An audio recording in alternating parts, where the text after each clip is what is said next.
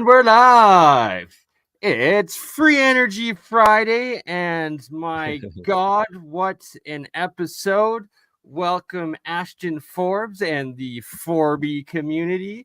MH370 mystery solved. Well, pretty much solved. Still got to find the plane and hopefully the living people. But yeah, the technology and part of how that technology operates is through superconducting over unity and harnessing vacuum energy, all of which is part of this free energy science and technology, which you have been covering in depth every night, sir. Thank you for what you've been doing, and cheers. All right. Cheers. It's definitely a martini night. When you are disclosing potentially the capability of free energy over unity to the world, I think you definitely deserve a martini, and you got to make sure it's got blue cheese olives in it. So that's how I'm rolling tonight. Thank you, BurnEye, for discussing here tonight with me all this stuff. The reason why I wanted to talk to you is that you're one of the first people that I spoke to early on, with alien scientists. I know that you love real science that is, suppressed from the world. So I think it was the perfect opportunity to discuss with you. And hopefully tonight we can talk, get through some of the questions that people have around the situation. I know it's not an ideal situation for a lot of people out there. A lot of people have this glamorized idea that someone will just tell everybody the secrets to free energy and that everybody will be producing their own free energy devices. But that's not really, unfortunately, how the world works. Money makes the world go round. Economics and business are at play. But I do want to be as transparent as I can about the situation and how free energy over unity devices work. And perhaps over unity is the better word to use so that there's not this misconception about the idea that, it just means that everything is free, because there's no such thing as a free lunch in this world, even when it comes to over unity and free energy. And actually, to be even more specific, I do like using the term over unity, but I was corrected by Jason Verbelli that even that is incorrect, because it isn't over unity, because you're not getting free energy from nowhere.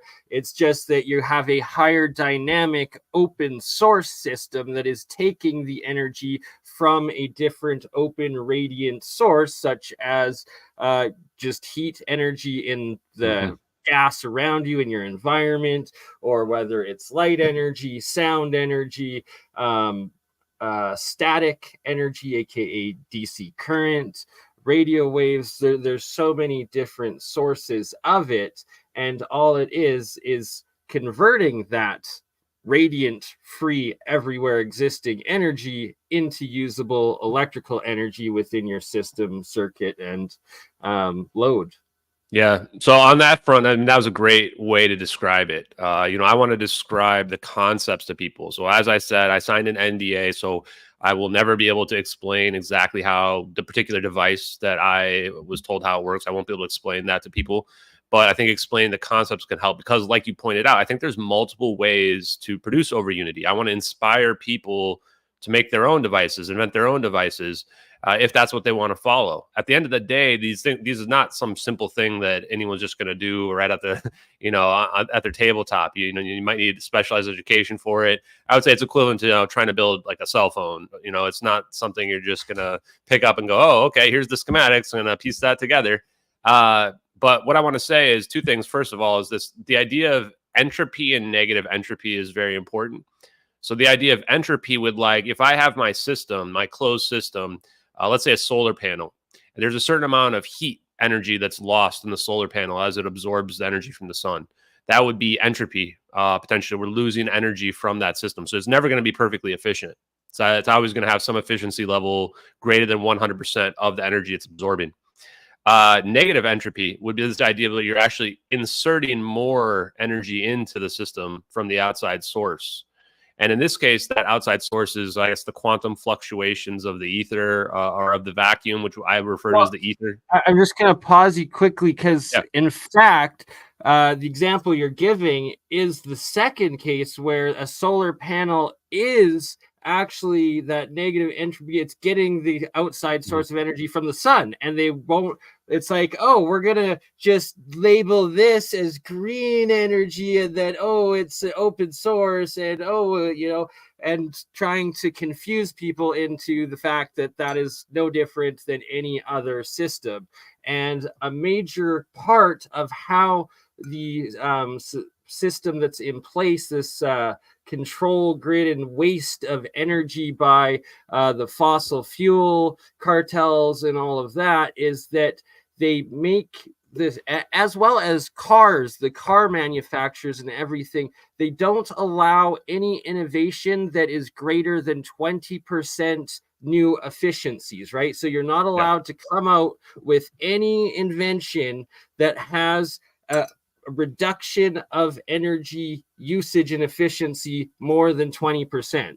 And that there's thousands, if not tens of thousands of cases now by 2024 that it was like the 80s that there was thousands of cases of any inventor that you'd either be silenced by NDA and bought out and made a national security issue or whatever the labeling is of it, or like Stanley Meyer, you'd get poisoned and assassinated if you refused.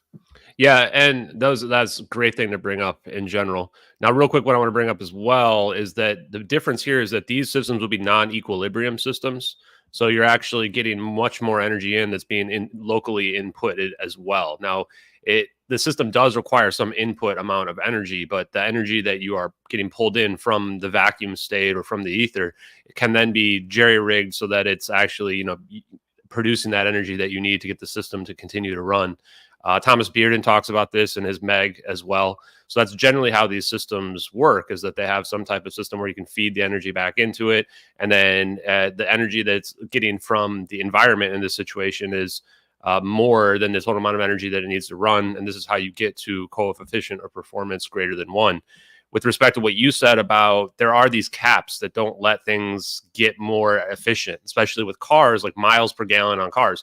If you go measure the miles per, graph out the miles per gallon on cars over time, they've barely increased in the last 50 years. And this doesn't make any sense considering now we've gone to like iPhones. They're like literally computers that were more powerful than the Apollo 3 computers that we went to the moon with and things like that. So there's not been this equal amount of innovation in the energy markets compared to others. And as I've said in my post, I have it on good authority that these devices are already out there. The one that I have seen is already operational. It's not conceptual. And that's the reason why people ask, why did you sign an NDA? Well, I'm not an engineer. I never planned on building my own devices. But since I've realized that there was stuff like the Meg out there, I presume there had to be other people that had produced them. And a number of people reached out to me actually in private to say that they had it. And for now, just what I'll say is that I went and I spoke to the people that I trusted the most and got certain assurances. And then I signed the NDA, and then I was told the secret sauce on how it operates.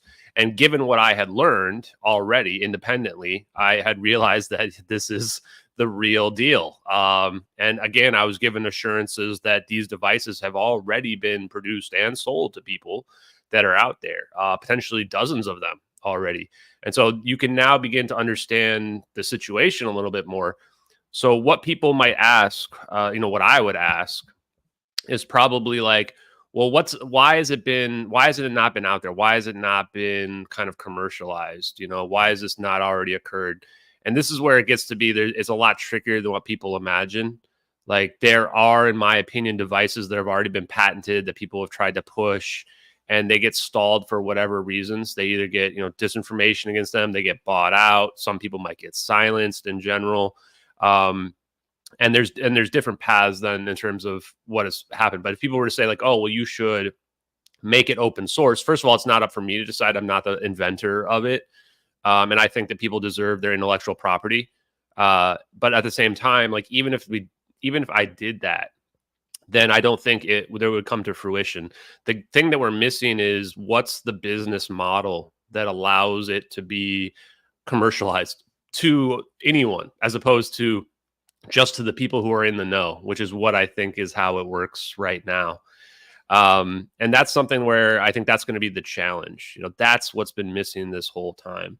And so what I was looking for when I was assessing different people's models is what are the ones that are relatively simplistic in terms of the design. So it would have the lowest cost and the easiest like marketability to people, as opposed to something that is like extremely complicated. Because I think that there are different ways that it can potentially be done out there. And I hope that like the person that I signed the NDA with, I hope that that fits that bill, because I think that the idea would be that you want to start early on by getting it out there to people that are like credible, that can advocate for the fact that it works.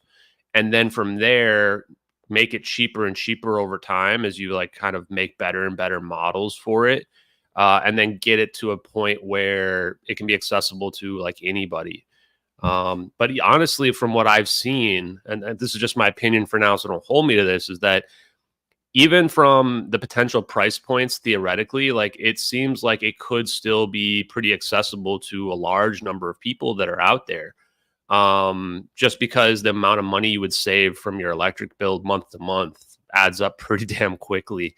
So I do think that that's the reason why I'm pretty excited about it, is that I don't think it's a situation where somebody asked, like, is this going to cost millions of dollars? No, it's not going to be millions of dollars.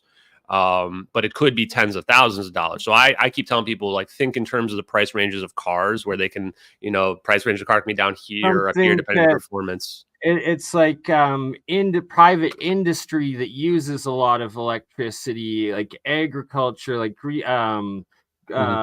hydroponic, indoor. Hydroponic, you go straight to hydroponics, huh? Well, because I'm in Canada, right? I want to say greenhouse, but it's like that's not the thing. So I'm like, somebody's been injecting some energy to grow food inside in the winter in Canada. Growing some food inside, guys. Yeah. I'm just kidding.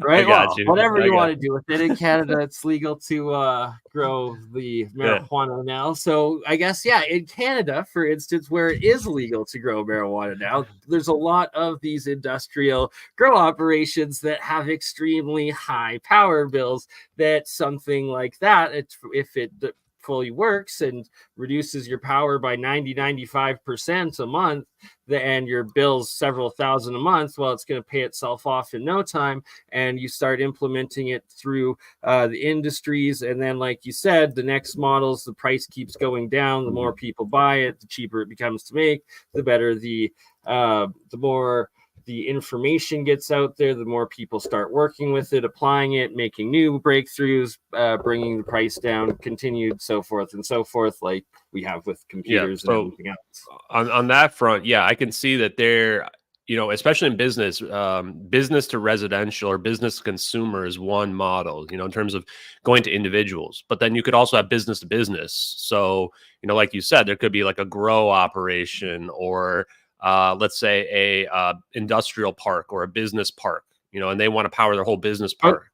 And boom, Kyle's got it. Bitcoin mining, right? Yes, or stuff like Bitcoin mining, right? You could have or a database farm. If you're a database farm, you need to power your database farm. You want to have a mega generator that can produce all the energy. Now you can imagine the benefit. If you have a database farm that if the power goes out, it doesn't go down. That's incredible, you know, and then you might not even lose internet connectivity at that point. Like, we're talking about having a decentralized grid where the power and the internet would never go out, even if the storms like in Texas wipe out the power lines. So you can imagine there's these huge implications for this as well. And so early on, these are the things that the one thing that am an expert on, I would say, or at least classically trained, is economics and business. I'm actually a business major. I majored in marketing and finance and international business.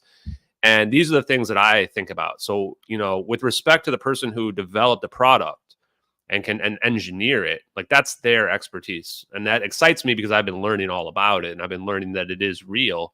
But for me, it's like, okay, well, how do we bring this to market, and who do we target with it?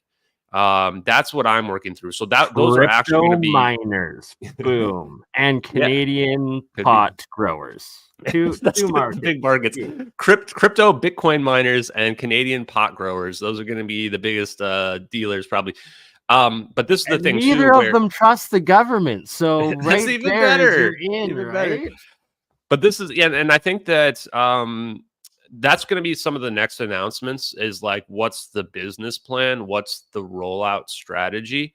And that none of this has really been set in stone on this. Also, like, what's the business's name? We're pretty much at the beginning points here. I just wanted to build up a little bit of hype around it, truthfully, just to let people know. And I was given the permission to do so by the person that I signed the NDA with, or the organization that I signed the NDA with.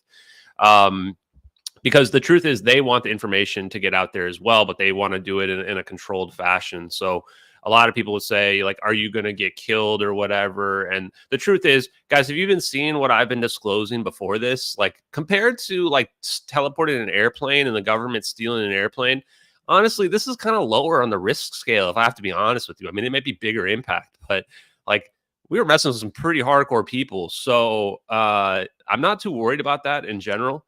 Although, you know, whatever comes may come. Maybe I'll set up, or maybe I already do have a dead man drop to, you know, give information out there if something were to happen to me. But in the end of the day, like, we have to think practically about how do we really get this out there, knowing the limitations of the disinformation and control. And I'm sure I'm going to start getting attacked already about people saying, oh, this is fake, he's trying to scam people or whatever. But what I would say to head that off is that, number one, anyone who wants to debate me on the science, I've already had an open invitation already talking about the ether and all this stuff. So if anyone out there wants to talk about the engineering, the science capabilities of this, then feel free. We can set it up anytime you want. And the other side of it is no one's going to force anybody to buy this. So if you think it's not real, then you just don't have to buy it. And we'll also figure out a way where people can have their own assurances, whether that be some type of guarantee that the product will work, or that people could see it firsthand. Now, obviously, there's a lot of people out there, so it's not going to be a situation where everybody's going to be able to see it. So this is another one of the things I'm working through behind the scenes in terms of like, okay, how do we show this without giving away the intellectual property? And how do we get people on board with it that can advocate for it working? Because it does work. And that's kind of the trick of a lot of this stuff. So I just want to be transparent about this so people can really begin to see the lay of the land for the over Unity industry in general.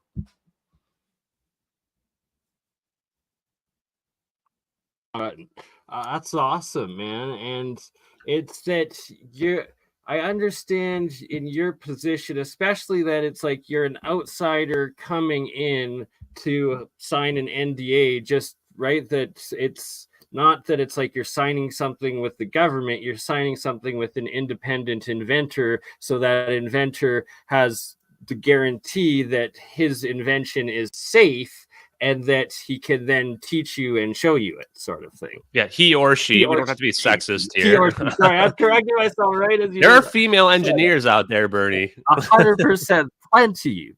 Man, like probably just as much, if not more. I mean, there probably is like only 5% of engineers. I'm pretty sure when I went to school, like the engineers was like 95% guys. But yeah, they're out there. They exist. They exist. So people saying, so this is where I want to solicit to other people is like, how do you prove it? Some people say, oh, well, you have to prove it. But realize, like, even if I were to show a video of it powering a bunch of stuff, people are just going to say, well, there's hidden wires somewhere. There's a hidden battery that's running it. So this is the difficulty of it. This is where I want to, again, be transparent with people, where there's really no standard of evidence that people are going to believe. Even if they see it firsthand, they're going to think that it's a magic trick. They're going to say you're cheating somehow. You've got some hidden wire I can't see or whatever.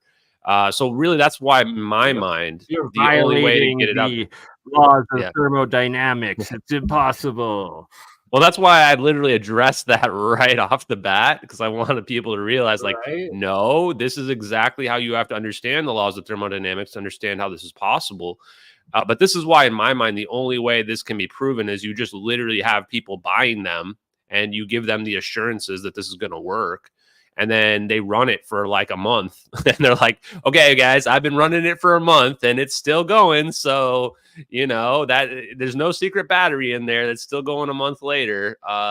You know, that's to me like the only way it can be proven, because you need some kind of like long scale test of it that shows it. And that's not the kind of thing, like, even if I were to film that, you'd say, oh, you edited it in a way where you took out the part where you recharged it or whatever. So that's why there's just, and You're I've seen the debunkers. exactly bang on with that. Like with my own, like I haven't run any energy experiments yet that I have planned with my own electrolysis, monoatomics, and my solenoids, and essentially saltwater batteries and stuff like that, because it's that I've planned on from the beginning that you set it all up, you build it from scratch. Like once you have the blueprints, all the materials, you start alive, you build it from the scratch, showing all the parts, building it, and then you leave that live stream going indefinitely. And well, hey, argue that it's there for everything in its entirety for everyone. Yeah, and I'm open to ideas like that in terms of trying to get, for prove it. But to me, the simpler way is you just sell it to people that are willing to take the risk, and they would have like a money back guarantee. And then those people start advocating for it, and then word of mouth spreads that, okay, it's legit. To me, that's the easiest way to do it. And then you just hope that the government or whatever doesn't come in and shut you down, or somebody come and try to buy you out. I don't even know how much it would cost to like have me to flip on something like this, but probably a lot of money. And if that were to happen, maybe, I don't know. I mean, I'm not incorruptible, but I think that free energy is very important. So I would probably turn down like lots of money, just to make sure that the information that the product was still to be able to get out to the people. Some people ask a couple questions as well about, are there videos online?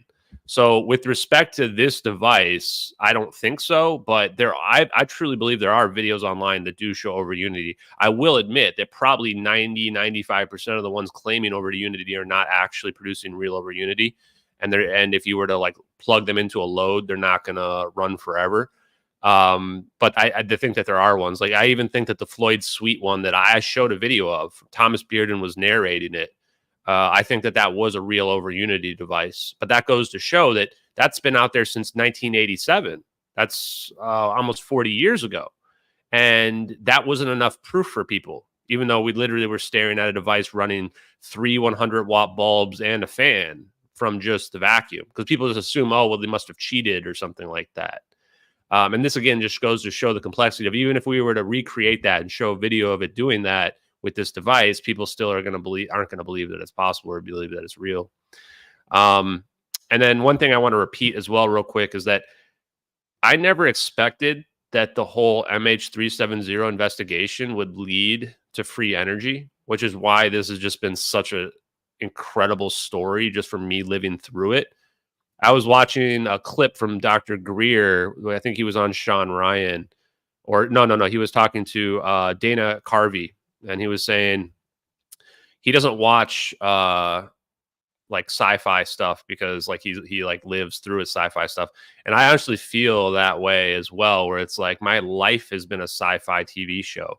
Like I'm starting to wonder if Stargates aren't real at this point. And so it's just like, it's just kind of insane to think that we've got to this point. And like, I never would have expected to get to this point. So this isn't even a situation where I'm pivoting. This is just a situation where I've seen an opportunity and I've figured out that this is real. And I want to use this opportunity that's been given here to take a chance. There's no guarantees that this will be successful. There's no guarantees this will end well. But it is a risk, and I think it's one worth taking. Oh, we definitely need to, and that there are thousands of actual working patents out there that are suppressed, and that over the last 100 years of people that have built these different things, from Nikola Tesla, Walter Russell, John Keeley, God, there's thousands of them that just struggling to name off the get-go, but that there's been suppressed, they've been taken out, and they've been discredited. Even, for instance, Martin Fleischmann and Pons of their cold fusion discovery, and that is also free energy, because it is a quote unquote over Unity, but there's a reaction that's bringing in that electrolysis that is bringing more energy out in the hydrogen, and then taking less energy to make the hydrogen out of the water, input that you're putting in, that out of the energy you get out of the hydrogen reaction afterwards from the fuel. So it's taking. Yeah. So real quick on that front, I want to say too that first of all, I'm not going to go to Dr. Greer with this. I do think that Dr. Greer's had some good whistleblowers that have talked about technology, but I'm not bringing this to him. I'm not going to have any connection to him on this. A lot of people have actually asked me that, weirdly, and this doesn't come from him either.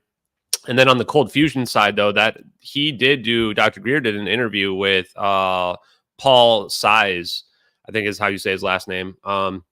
And he mentioned the idea that he thought that these cold fusion reactions and devices were actually a form of 0-point energy or free energy, the same thing as the ether. And I tend to agree. I think that anything that's producing over unity, whether it be cold fusion or what have you, I think that they're all coming from the same idea of the ether, is that you are extracting energy from the environment. I would even go so far as to argue that even a battery is extracting energy from the ether. And that it's this. The issue is that the system is a closed system as opposed to being an open system. And the reason I say this, even though it's a bold statement to make, is if you watch the Veritasium video about how power flows, people don't realize that power doesn't flow through wires. Is that power flows through fields that can go directly from the source to the light bulb or what have you. And this was like one of the most controversial things I posted last week. I had tons of electrical engineers and electricians that were saying, no, it has to flow through wires. And I just keep telling them, look at the configuration in the Veritasium video. Look at the fact that the light turns on at 1 over the speed of light. And that proves that the power is not flowing through the wires. It doesn't matter what you were taught. Like, there's undeniable proof. And once you realize that the power flows through fields, then you go, well, where's that field flowing through? What's the medium for that field? That can work in space. That can work in the air. How is that possible? And then you realize, well, we must need a medium for that, the ether again. And that's, I think, the basis for all of this, ether-based technology. Who just joined us here? Well, absolutely. We got Mike with Faraday Research, and he is a fellow Canadian of mine. And 2 Canadians and 1 American. I don't know if I'm going to be able to handle this. And not just that, Mike himself has achieved several times over efficiency / over unity on several of his builds, including, I guess, the centerpiece of it. Mike, is it correct that it is a DC motor with a flywheel, essentially, that is? Well, yeah, what my device does is, basically it's a current-free potential. It has to do with the switching method of turning the power on and off. The way I do it in my device, because it uses basically a disruptive discharge as a release. Every time you release and there is an open circuit, that means the ion travel between the plates of the battery. They never actually exit the battery. So what you're doing, you're stealing the potential voltage off the battery. You're not actually extracting the current or the ionic movement within the battery plates. So it never actually leaves the battery. So basically, you're like skimming the battery. So because of this effect, I can run my motor for several hours and the batteries don't wear out, or several days or several weeks. And the batteries, like one set of batteries I've been working with for 6 months, they still haven't completely died. They're still running. So switching technology is very important. And I've basically come up with a system that can really take the average battery and make it put out 50 times, 100 or 200 times more power, but it's over time.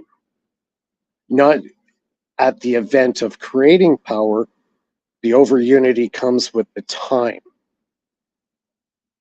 So that's what a lot of engineers don't take into account when they design a system. Right, and so that's like a 50x, 50 times over 5. So that's 500 or 5,000 percent. Yeah, the efficiencies. Yeah, it's off the charts. So the way we've designed our electrical systems, our grid system, everything's been done wrong. Where Tesla, back in the day, he worked with very high voltages, very high frequencies. A perfect example would be like the streetlights outside.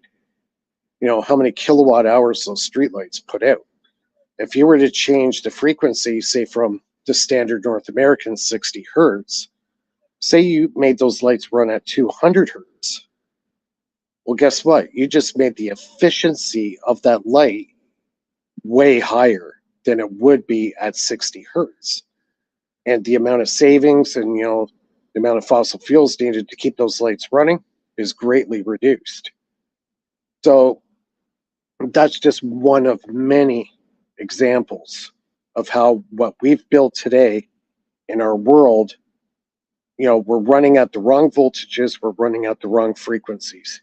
We run at a higher voltage, higher frequency, just like going back to Joseph Newman and his motor. His motor was running on dead batteries. And I've actually done it with my device, run my device for several days, several months on dead batteries. So this kind of throws all the regular electrical engineering science out the window. How is this possible? Right? Yeah, I think the question there too on the battery stuff is one of efficiency is very important because there may be multiple angles of attack on the problem. One is, okay, can we extract energy directly from the environment or the ether or the quantum fluctuations? The other is like, can we make it more, magnitudes more efficient in the extraction efforts as well, which I think that all of these, this is what I want to inspire people out there. And real quick, I just want to say that I made this post yesterday about making America great again, and I truly believe. I mean, both you guys are Canadians, but you know what? You're America's hat. We'll give you guys honorary again because we'll make North America great again. Too, yes, right? So make America great again. We need more engineers. Yeah, we need more engineers though in the West. Like we need all of our engineers come from like India and China and stuff now. Like because Americans don't know how important engineering is, and they don't know. I think that people would be more inspired if they listen to people like you, Mike, and people that are interested in trying to not necessarily cheat the laws of physics, but look at them through a new lens and not just assume that whatever we were taught is the limitations of this box that we're living in. Exactly. I want to show you just briefly here the battery cell technology that I'm currently working on. It's carbon magnesium Mike, graphite. Can you turn your phone 90 degrees so we get full screen? Yeah, sorry. Thank you. Carbon magnesium graphite battery cell. So I've been testing these cells here, and I'm running a little light here.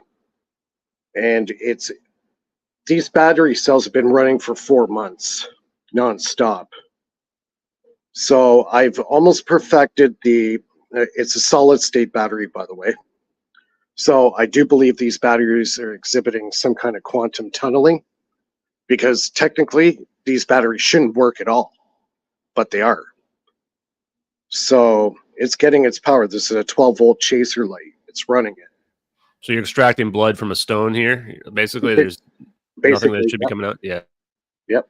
Right? So then it could be this cold electricity that we don't really monitor or acknowledge then that's coming in. Is that correct?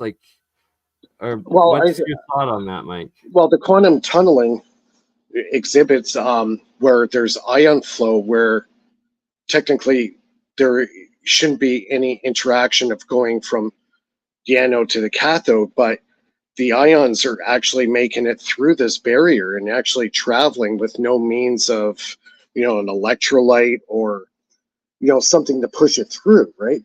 But they are making it through.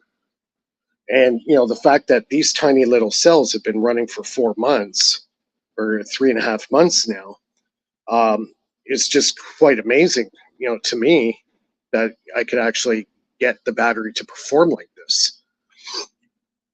So as far as over unity or free energy, I really believe it's in the solid state battery technology or power cell.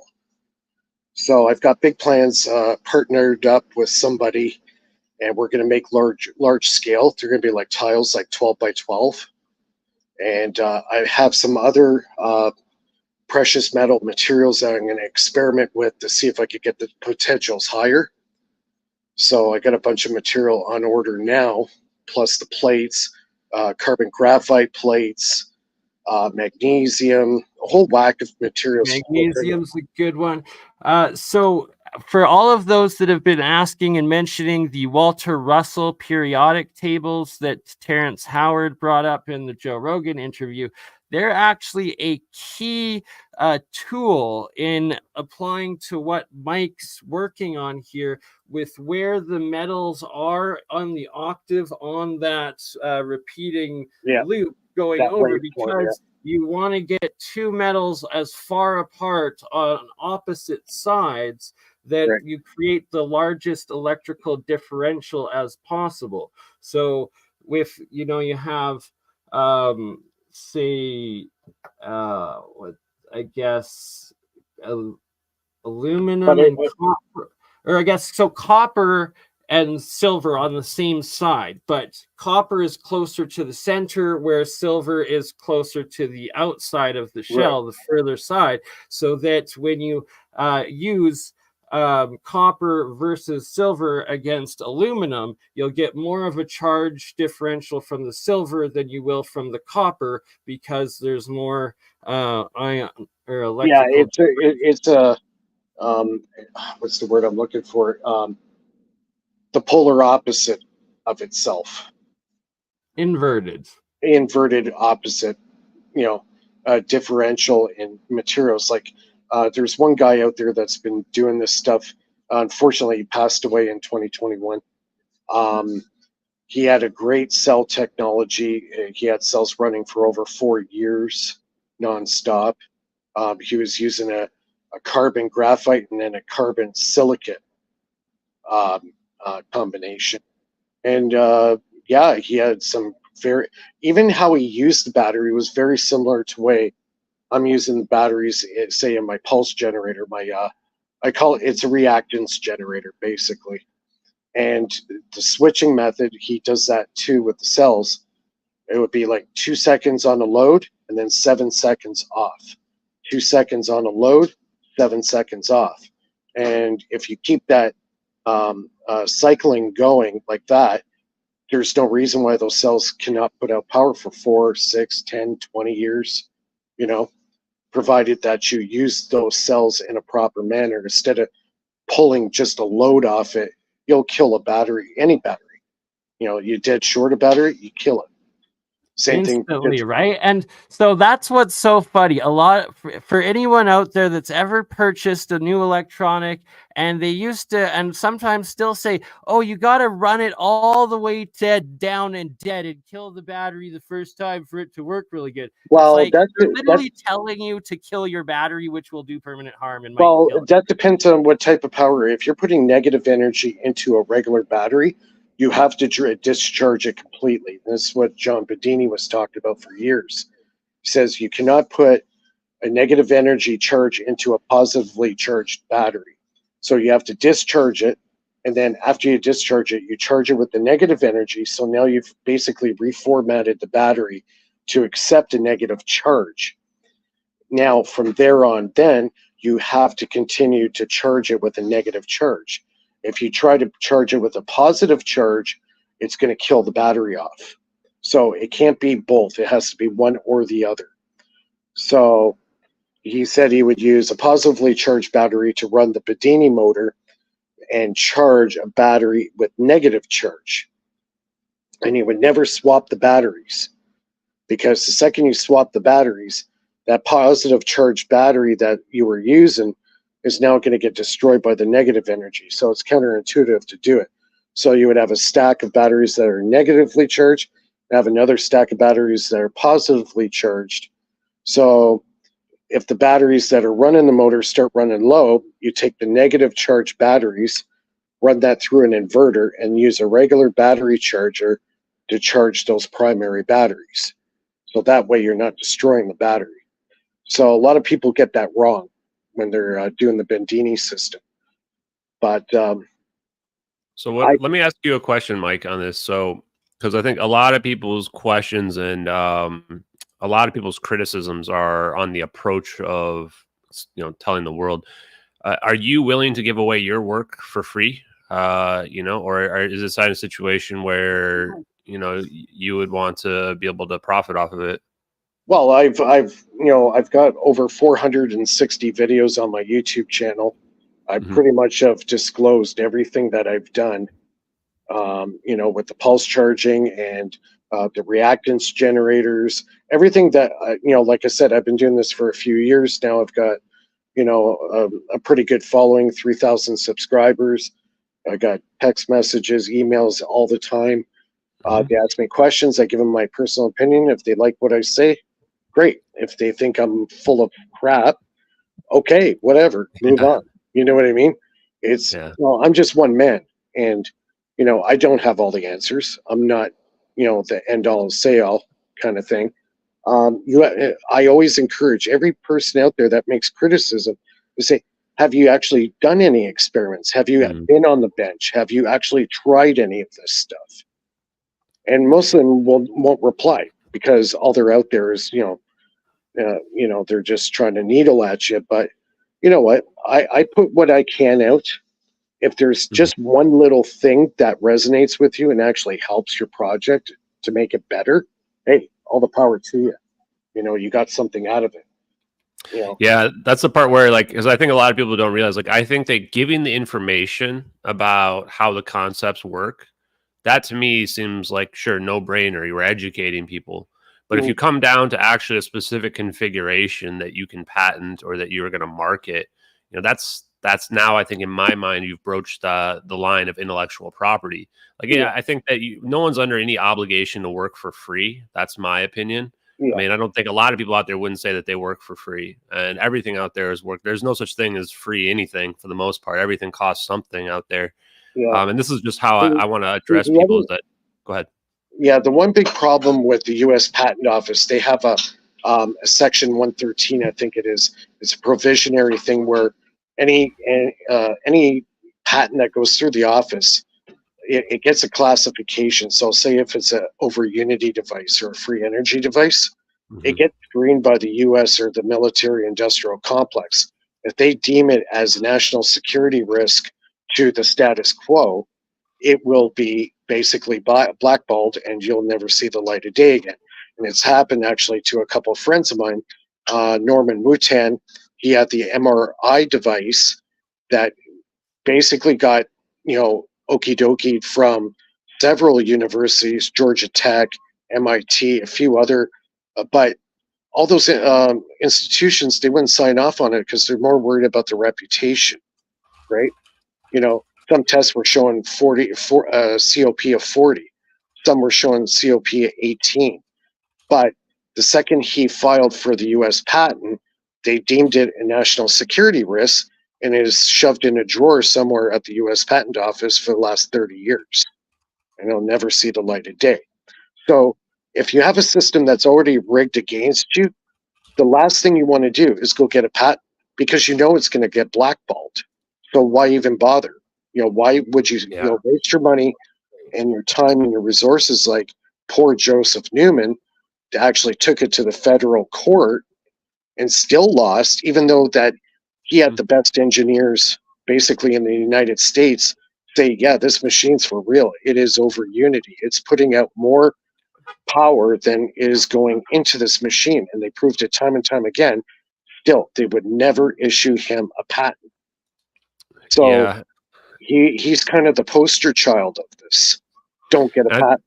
And this is the difficult part, though, because if you don't get a patent and then you sell it to somebody, now what prevents that person from just telling everybody how it works? So now you're screwed, right? And this is where I want people to understand the complexity related to it, is that if you get a patent, you might get silenced. And if you don't get a patent, how do you protect your intellectual property? And this is probably going to be some of the challenges faced with trying to commercialize and market this. Well, and I have it on one more thing real quick, is that I have it on pretty good authority that the government already has these devices. The military already uses these devices.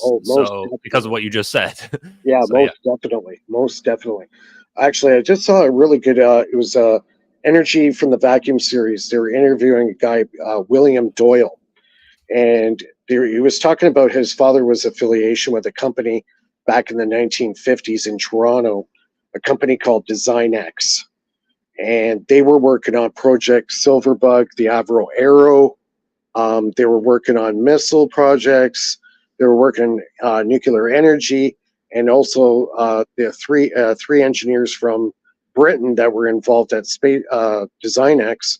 They were working on this thing called the cold heat engine. Yeah. So they constructed the engine. It was basically kind of like a modified refrigerator. And basically they got this thing to run. And when it started running, there was no on-off switch. As soon as you turned it on, that was it. It was on forever.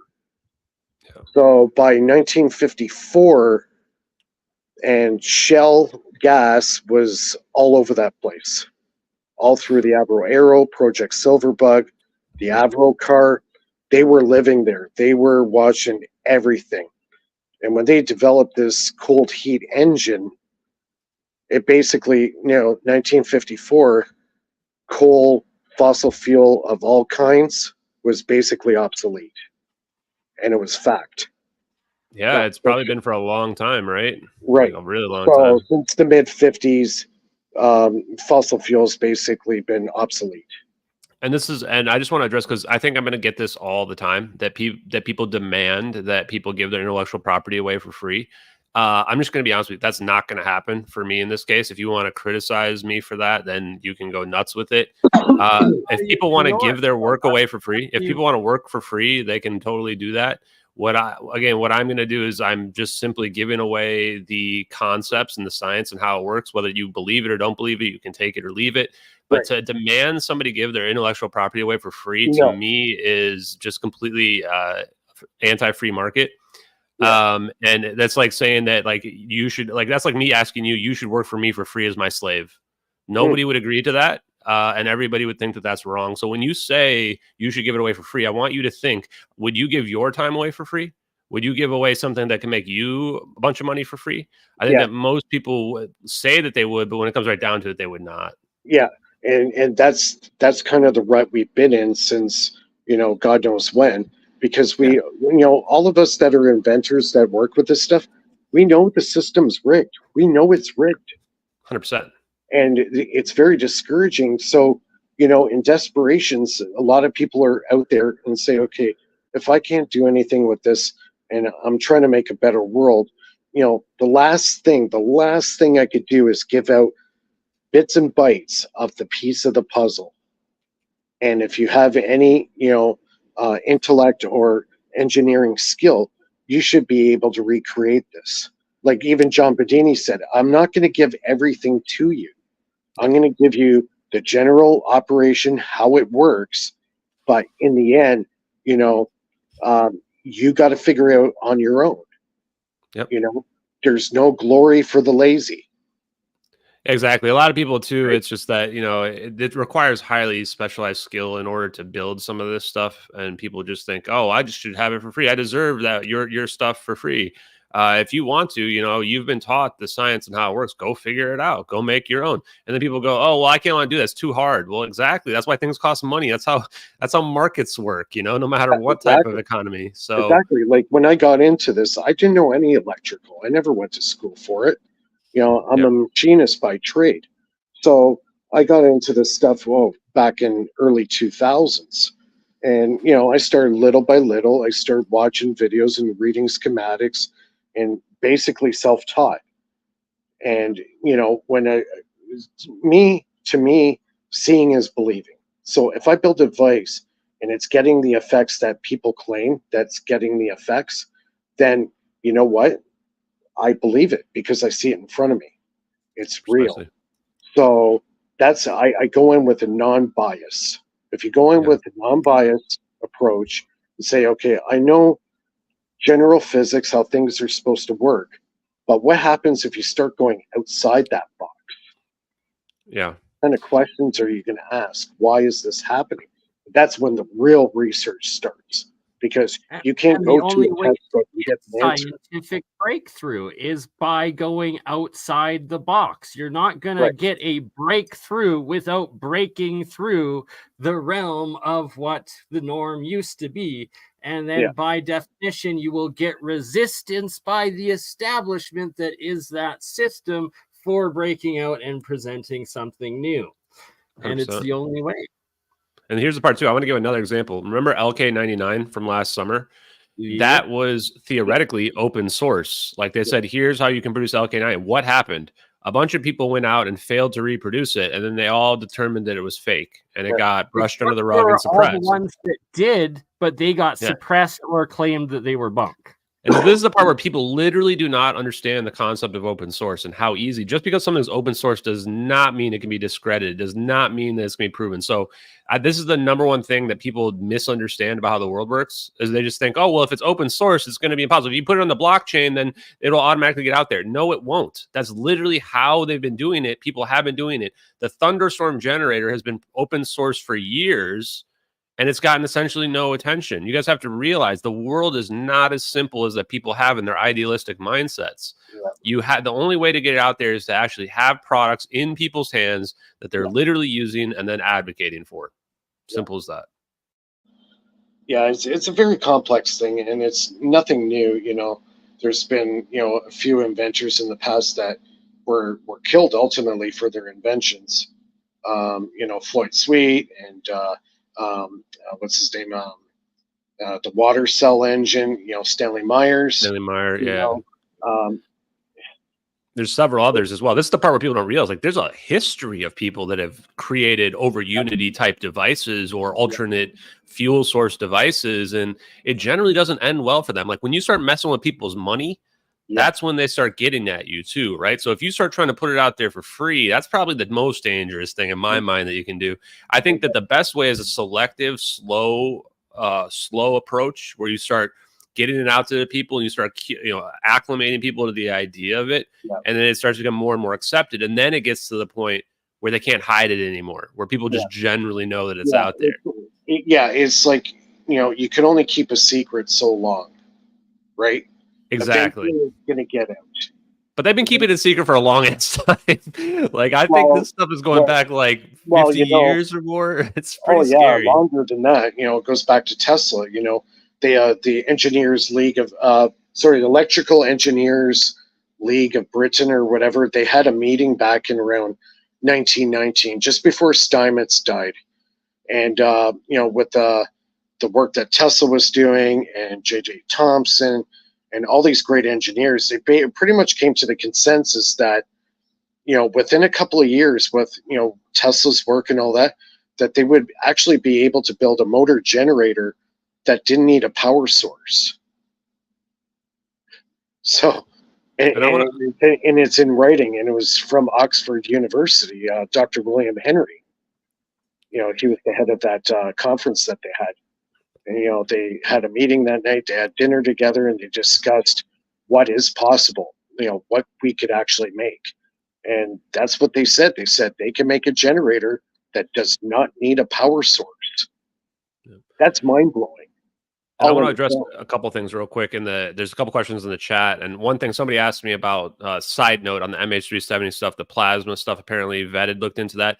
I have an interview coming out with Professor Simon Howell on plasma physics and some of the MH370 video stuff. So check that out if you guys are interested in that, because I do think there's a connection between these exotic vacuum objects and cold fusion and this free energy. Also, people say, you're going to potentially get killed for this. Like, guys, I know the risks. Like, I've been playing with fire for 9 months regarding the United States military. So I know the risks and I'm taking those risks. With respect to this video, what I want to say to people is potentially what I've heard about why this configuration is not over unity is if you were to attach a load to this. So you've got this motor, perpetual motor going, but if you attach a load to it and try to start running something off of it, it's going to eventually slow down and it's going to eventually stop. So that's why this type of configuration doesn't work. That's the only thing I'm willing to tell you guys here. Yeah, there's a lot of stuff out there that does not work. And, when I got into this stuff, back in the early 2000s, I wanted to try some of this stuff. Is it real? And I found out very quickly what was real, what was not real. I blew up many resistors and capacitors and shocked myself several hundred times, because I did not have electrical background. But over the years, I've learned and become very savvy and electrical, that I've been able to kind of push the envelope of, what science saying that cannot be done, right? Yep. Like making, my reactive power generator run on a battery for 6 months and it's still working. And it'll work even on a dead battery. So, that my generator is very similar to what Joseph Newman was working with. He was using all dead batteries, and he was able to move a motor that had a 7,000-pound rotor. His last machine he made, 7,000 pounds, and he's using dead batteries, and it's running it for, quite a few hours before they actually would die off. Just the weight alone to churn a 7,000-pound rotor takes a huge amount of horsepower to do it, right? So he was, basically powering the motor with, it was 84 9-volt batteries. They were all dead, less than 50 milliamps of power in each battery. He was able to move a 7,000-pound rotor with those batteries. So he was getting about 460 volts DC at like almost no current. How was this possible? Well, he came up with a theory of kind of changing like the M equals MC squared type theory. And it turned out everybody's saying, well, it's not putting out much power, but they didn't take into account you're moving a 7,000-pound motor. There's your COP right there. Energy to mass ratio, right? 400 volts, you're moving 7,000 pounds. Okay, took a similar setup, hooked it up to a regular DC motor. It lasted less than an hour, and the motor almost caught on fire because it just draw amps from the battery, and the batteries would heat up, and you got problems. His motor ran for several hours with the same kind of battery, and it's moving a massive, rotor. So, there are configurations that can work, right? And like, I bet if I were now to look at ones that are out there, I can tell much easier which ones are legit and which ones aren't. So like I just gave an example there in the one that kid was showing, which it's a cool one to see because you can tell that magnets definitely seem to be there. Like there's something there when you watch the magnets because you can create something that's moving. Was the one that that kid used the Bearden patent, the magnetic motor patent that you covered in your stream last night, and then developed it into that. And it's funny, they'll admit and say, oh, it's actually, sure, it's perpetual motion motor, so that's impossible, but it is that. But then if you put too much of a load on it, then it'll stop. It's going to slow down. Actually. But there are you know what?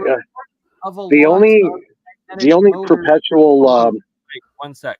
There's a few reports, especially with the SEG, the Searle effect generator, SEG, which is a triple DC magnetic motor, that in fact the more load you put on, the faster it spins and the better it works. And that for those ones that have this inverse reaction, that they're I've seen one video of a working SEG that was doing this, of Searle's original one, and they had the heat gun laser pointed at it, and you literally saw the temperature going down by like 100 degrees around it, just sucking the energy in. But yeah, sorry to interrupt. Continue, please. Yeah, the only other one that I know of that kind of exhibit the similar effect was the Cromray generator. So the more load you put on it, it drew less current. Well, the regular, electrical science, that's completely the opposite. When you put a load on it, it should draw more amps. Well, with the Cromray generator, when you put more load on it, the amps go down and the motor speeds up. So, what physics is happening in there that, this can happen? And John Bedini actually made a really nice one, a really nice Cromray generator. That's just an example. So there are devices out there, I feel, that are actually legit. And there are a lot of devices out there that they think they're getting the effects, but they really aren't. They're not doing the proper testing or have the proper test equipment, right? So, like the internet's flooded with this stuff. So you have to sift through what you think is real and what's not. The only going back to that magnet motor you were talking about, the only person that I know that actually achieved, I guess you could say, quote unquote, perpetual state was Howard Johnson. And Tom Bearden actually witnessed one of these machines and actually seen it run. And he said he sat at the table for like 2 hours trying to figure out how the hell he did it. He couldn't believe his eyes. And he was a nuclear physicist. He's looking at this and they go, how is this possible? You know, but Howard Johnson cracked it. He was the only guy that really made a true quote unquote magnet motor that could run basically off the magnetic field of a magnet.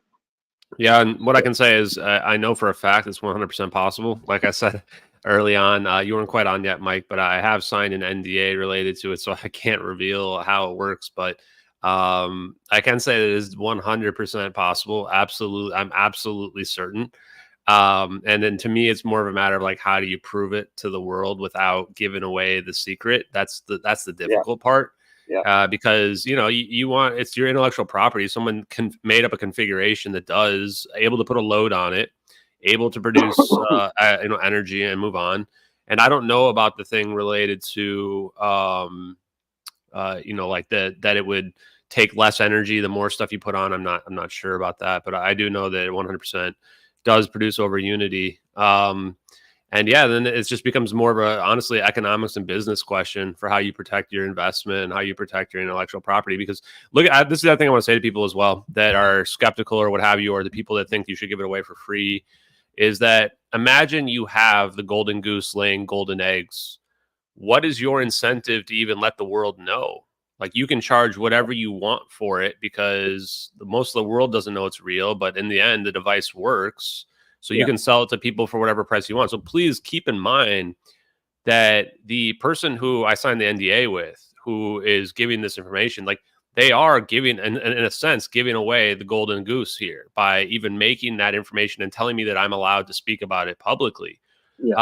Because they could just hide it for themselves this whole time and just work with people behind the scenes and sell it to people behind the scenes.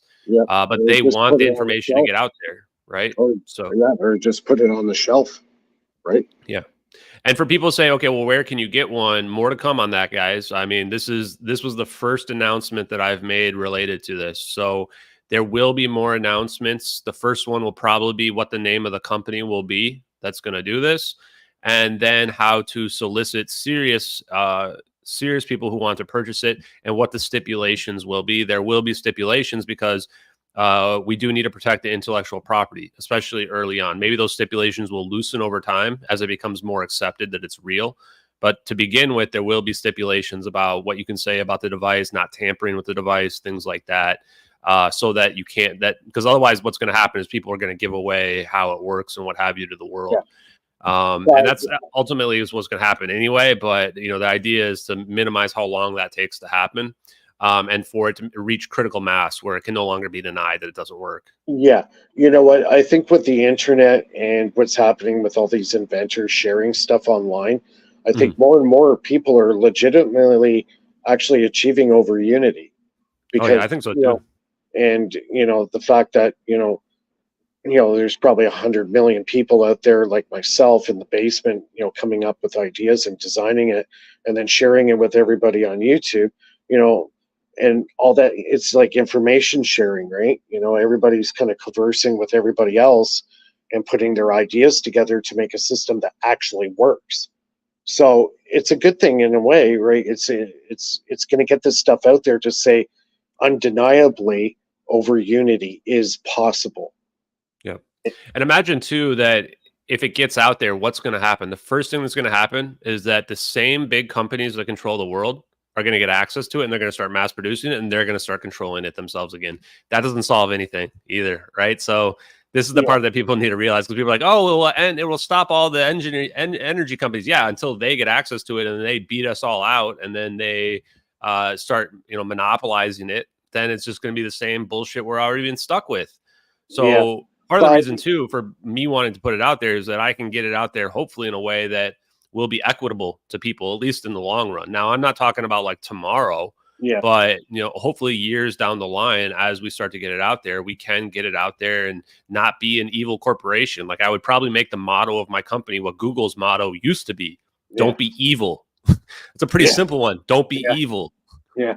So that's why I kind of really embrace this power cell technology, because it's, batteries go way back, right? And it's something that's always going to be in the future as well, is storage of energy. You're going to need it for everything. So, if you can perfect the battery to the point where, it's actually going to be almost like an over unity device all on its own, right? You can charge your car and then go to work, right? Battery, the Hutchinsons. Well, yeah, like the battery I'm working on kind of regenerates itself. So the second you take the load off, it starts regauging itself naturally, which is really intriguing. I mean, if you were to get that, say, in a Tesla, you drive to work, you shut your Tesla off, and then by the time you come back after work, your car's fully charged again because the battery regenerated itself over 8 hours. So you don't have that anxiety of worry about, am I going to have enough power to get home? You know what I mean? And you don't have to have a charge station. The battery will actually do that on its own, regenerate itself. And I think that's where the holy grail is with batteries, self-recharging batteries. Well, imagine too, like, I can see these devices being paired with stuff that are either like what you just mentioned, or like the Tesla wall battery, or whatever they call it. Yeah. Where it's like you charge that thing up with the device, and then you use and distribute that energy as you see fit to either charge your car up or whatever. So that, like you said, everything's just constantly recharging all the time. Yeah. And then you get to a point where, like, you just don't even really have to plug things anymore. You forgot that you don't have to plug things anymore because they're always charging. Tesla's original goal was the worldwide wireless free energy grid being powered off of the ionosphere.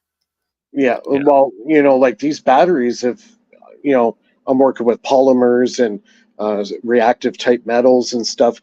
And if you get the right combination, if I'm getting a quantum tunneling effect or even exhibiting maybe the Casimir effect in the battery, that's amazing. The fact that, a stationary solid state device can actually recharge itself. Yeah. That will revolutionize the whole industry for electric cars. You won't need to produce solar panels anymore, which are extremely bad for the environment. Even windmills too. They're not very good for the environment. They kill a lot of birds. There's a lot of problems. They only last 40 years, and then they got to be taken down and rebuilt. There's pros and cons with the air and solar technologies. So if we can make a battery that runs 24/7, 7 days a week, does not need sunlight, and just charges and extracts power from, either from the vacuum or quantum tunneling or the Casimir type effects, that's what I think where we should really head. And it's better for the environment. So somebody, did you see that comment? I don't know if your name is I'm a troll, so it's it's gotta be a troll. Serious or not? It's like, I'm not going to let some guy named I'm a troll randomly join a podcast. The thing is, like, engineers say, I'm a real engineer. I know how stuff's real work. I'm offering you, anybody that says they're offering you advice when you're the one explaining how it works, like, obviously they're just not up there intellectually to be able to comprehend the information. We're not soliciting advice. Nobody here is asking for your advice on it. When you claim to be a real engineer, there's many real engineers that don't even know how power works. And that's one of the most fundamental aspects out there. I found that out firsthand when I posted how power works, and I had like 50 people claiming to be engineers that don't know how it works at all. People that are literally electricians that don't know how power works. So when you try to claim you know how it works, well, I'm telling you that there's a way. We are telling you there's in all caps. I'll put them on the screen and then we can answer them. That's how we can prove it. Otherwise, you're just living up to your name. There's no need to prove anything, because this is the problem. Is the moment that people say, like, I'm an expert, like, the word expert means nothing. Just because you think you know better than other people doesn't mean a damn thing in this world. If you don't understand that over unity is possible, then you're the one that needs to be educated. because over Unity is 100% possible. I've explained how it's possible. I explained the laws of thermodynamics and 1 and 2 in my post. And if you have some kind of dispute with that, then you can just post what your dispute with that is and we can talk about it. But if you're going to try to condescend and talk down from a position of perceived authority, this is what's wrong with the world in general, is the world is not dictated by what the experts believe. Like what Mike just said, he's not even a traditional electrical engineer, not classically trained, and neither am I, but that's not a requirement. I'm going to spoil it for you guys. The people in the black projects don't give a shit about who the people who are experts or classically trained. They want to know the people that really understand the real science that's been suppressed from the world. The people that can figure that out are the ones that have value. The ones that think that what they were taught in the books and what they're taught from their teachers, those people have no value. Those are the people that, okay, you want to go on, you want to learn how to fix a computer, you go ahead and go fix your computers. We're going to let the people that understand that there's more to this world than what we've been taught, we're going to let those people figure out free energy. So not to be rude, but that's just the true situation. Yeah. Couldn't have said You it better put your myself. question in all caps. I put it up and we can read what's it. this one? I can answer it. Ask him why he can't reverse the process to make a reactionless generator so it won't drag down the magnet's motor's torque so he can produce far more power. I think we was talking about the kids project that was up there before. Yeah, I'm not sure. End of the day, like there are configurations that will allow for free energy. Figuring out exactly what those configurations are, I would say, look at the streams that I've already done related to mostly Thomas Bearden's work to understand the concepts. And again, like I said, I think there are more than one ways to do it. Yeah, I think you personally, a real winner with my projects is the current free potential. You can figure out how to do a current free potential system. You'll see the over unity. You might not see it in the power or the reactive power of VR curve, but you'll see it over time. And that's a huge thing. A lot of people overlook time. You know, if I could take a small battery and make it run, you know, for 6 months without actually having to recharge the battery, there's your over unity right there. It might not be an actual how much power you're producing at that second, but over 6 months, you're like, holy cow, this thing put out a lot more power than a regular, you know, motor system, right? So the switching technology is part of it. So I know Jim Murray's been working on it, Paul Babcock. They're all working on reactance power generators. You know. Yeah. Oh, sorry. Go ahead. Nikola Tesla spoke a lot about reactive power. So, you know, most traditional electrical engineers say, well, reactive power isn't real. It's, you know, it's a spike. Yeah, but if you know how to catch that spike and turn it back into real power by dumping it into a capacitor bank, and then you can do whatever the heck you want with it. And if you're cycling it, you know, at 300-400 times a minute, that starts catching up. You got the time working for you now, right? So there are many configurations that work over Unity. You just got to find out which ones are real and which ones are not real. Yeah. A couple questions in the chat. I'm trying to address as many as I can that Bernie's bringing up. One, so any books. Now, the book that I would say to read isn't necessarily about, there's not books like here's free energy, but if you look at non-equilibrium thermodynamics by Prigogine, called Modern Thermodynamics, Thomas Bearden pointed out page 459 of that. So Modern Thermodynamics by Eli Prigogine, I believe it is, on non-equilibrium. Oh, you have it right there. Is that it? Oh, no, that's a different one. Okay. But yeah. On non-equilibrium, and non-equilibrium is this idea that you're not having, your system's not a closed system anymore. You're opening this system up, so you're now able to get more energy in. Somebody also asked how to overcome the issue of the patents being suppressed. That's one where I'm struggling with. I truly do not have an answer right at the moment. And when I do have one, that's probably going to be one of my upcoming announcements for what the business rollout strategy is. Because yes, if you can't patent it, that's kind of a big problem. So yeah, more to come on that. Don't have the answers right now. Are you able to speak about the materials? No, I can't speak about the materials or anything specific about the device. But again, like I can say is that look into the concepts that have already been put out there. The concepts are already all out there. The specific way to configure it and the materials used, I'm not willing to speak on that because of potentially violating the NDA. But yeah, that's the part where I leave it to you guys to figure out. That's the part where you've got to be the inventor who figures out what is the secret sauce that brings it all together. You know, what I can say is watch the video I did last night related to Thomas Bearden talking about the concepts. I'm going to be using those analogies about like wind power and solar power because I think they're great.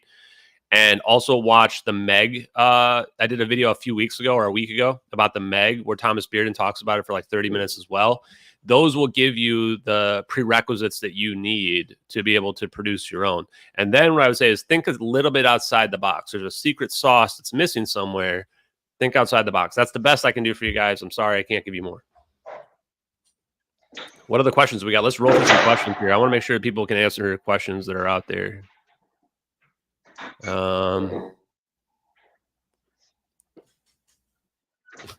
Sorry, I'm just trying to. Yes. Let's ignore the troll person as well. The moment somebody's like, I worked at Tesla and SpaceX, whatever, man. Elon Musk probably knows this stuff is real, by the way. Like, I've got it on really good authority that, like, if you're a billionaire out there or the most, richest person in the world, like, you have connections to the people that can produce these things for you. So this is where I'm now, like, very skeptical of Elon Musk, but I'm also appreciative because he hasn't let the government ban me off of Twitter, which is like, that's how you would suppress people traditionally. You just remove their voice. So yeah, it goes both ways. Yeah, one thing that Thomas Bearden talked about is not killing the dipole. And it took me a long time to figure out what he meant by that. But when you figure it out, it makes total sense because you're not actually extracting, you're not actually having a physical connection with the dipole, right? You're using another force that dipole is creating and extracting it from another, I guess, another closed circuit that's in the proximity of the dipole. So a perfect example would be Tesla's Tesla coil. If you get two coils and they're both in resonant frequency with each other, and if they're within close proximity, you can extract power off of the second tower with not affecting the original tower that's actually transmitting the power. So that's kind of a perfect example of that. You're not killing the dipole. Yeah, I thought that was really interesting when he brought that up. And I think that was on the video yesterday that I reviewed on my stream, if people want to look at that, which was this idea of like, it's going to slow down, but how do you prevent it from slowing down? Well, you add this electric current to it, this minimal electric current, and then that kind of allows it to continue moving forward. I don't know for a fact if that's the answer or not, but it does seem like one potential solution to the problem in general. So I thought that was interesting. Yeah, like I've done a lot of Tesla stuff, like his one wire setup, and it does work. If you do it exactly to how Tesla wired his system using the one wire system, you could extract off that one wire without actually pulling a load or pulling resistance off the primary circuit.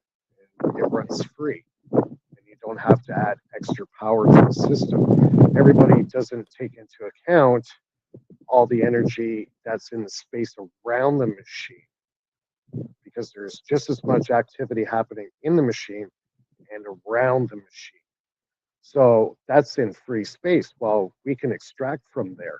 So if you have another antenna or another Tesla coil beside the primary Tesla coil, you can extract all those electrons that are in free space that are now energized, and you can extract off it and create power without pulling a load off the primary. And Don Smith did this many, many times and proved there, without a shadow of a doubt, that this is possible. So, yeah. Oh, go ahead. Yeah, no, I've actually done quite a few experiments from Don Smith, and they do work. So I know his stuff is real. So a couple of questions. Khalid asked, well, it basically asked how much energy, how much wattage can you get out of a device like this? And the answer is it can be scaled up. So the device can be scaled up to produce as much as you potentially need. Let's just say a shitload potentially, or it can be very small and not produce as much. So it is modular from that perspective, which is one of the reasons why I like the design, is that it's not going to be a one size fits all type situation. And then for anyone who thinks that this is a lie or whatever, I'll just tell you 100% it's not a lie. 100% it is real. You can feel free to try to prove me wrong. Give it your best shot. People have been trying to prove me to be a liar for 9 months straight. And every single person who's tried has been proven wrong and been shot down. It has always backfired. So if you want to give it your best go for it. You got my blessing to try. Yeah. You know what? It's just a matter of as the technology comes out, day by day, year by year, more and more is going to get released. Barriers are going to be broken. Like I've pretty much defeated lens law completely in my device. And it all has to do with the switching. If you get the switching and the timing correct, you can circumvent lens law. So yeah, I'm part of that too. Be... Because I want to add on to what you just said there. Like the problem too is that physicists look at the problems theoretically based on what the equations say, but engineers look at what's actually engineerable, what's observable, and then they work backwards. The physicists are going, well, here's what the equations say, here's what the math says. It says I can't do that. The engineers go, well, here's what I'm seeing. How do we explain it? That's a very big difference. And that's why it's like the answer is somewhere in the middle, right? And this is why I think that if you ignore the engineers and what they're actually seeing, then you're going to be stuck in a box where you're never going to be able to figure out how to get out. Yeah, exactly. I totally agree. Like the lens law, a lot of people say, well, you can't get around lens law. Well, that's fine. But if you engineer a system that can go around lens law, it's how it's engineered. Sometimes the engineer can break that law or circumvent it or get around it, right? So, it has to do with the switching technology. And Paul Babcock's done it, Jim Murray's done it, and, they're getting pretty high COPs with their devices. And, I literally sent the troll an invite, and he's trying to claim that we're stubborn and trolls. Sorry, troll. I sent it to you. You didn't show. You're a troll. Yeah, I mean, that person was obviously trolling. No big deal, though. So somebody says 4 kilowatts of power to power a home is good. I don't know. That seems like a lot, but sure, maybe. I would actually like to know what the estimate amount of power is to power a home, keeping in mind that like a refrigerator and an air conditioner usually take up like magnitudes more power than like light bulbs do. What do you guys think? From what I've read, there's an invite on LinkedIn, like you asked. Sorry to interrupt. From what I've read, they say the average home in North America uses about 25 kilowatt hours per day. Oh, per day? Per day, yeah. So, that's based, you're running your refrigerator or your HVAC, your AC or whatever. Those are going to be your largest consumers of power. But, we have the technology right now to make a lot of this stuff extremely efficient. And that's half the battle right there. Like I said, with the street lights, why are they running at 60 hertz? Why not run them at 200 hertz? You're going to save a lot of power, huge amounts of kilowatt hours. So it's, the technology we have is over 120 years old. Now it's time to take the next step and evolve a little bit and start changing certain things that we use on a regular basis, like a street light, and change it from 60 hertz to say 200 hertz. That's going to huge amount of strain off the power grids. Yeah, improving there's two ways to approach it, right? One is producing essentially unlimited energy, but there's a cost associated to scaling that up that gets more and more expensive. And the other one is making it more efficient and cheaper as well. Exactly. And then it depends on how much air conditioning you're using. Because again, like refrigerator and air conditioner are probably like significant percentage of people's power. And then if you live in an area where you need to use the air conditioner a lot, or if you live in an area where you have to use the heat a lot, then that's going to have a significant impact. But that does help me to understand the problem that just straight up kind of engineering problem is you've got this device. Well, how do you plug everything into it? So you would have to like either build your house, your electricity and your wires around the device, or you need to plug everything into the device with like extension cords as well. So there are some practical engineering problems related to it. It's not just immediately here's this, now everything in my house is powered. It's like, okay, well, where do you power it? That's where I think it makes the most sense for like a backup, or in a situation where you have a guest house, or a situation where you're living off the grid somewhere where you don't have this giant house. Because the bigger your house is physically, the harder it is going to be to wire everything to this device. And then where you put the device as well. Like you want it in your basement or something like that, but you need to also plug everything into it. So this is not a situation where it's a perfect solution. It's a product like anything else. You need to start, right? Exactly. It needs to just be a thing, and in no time it will revolution and evolve like no other.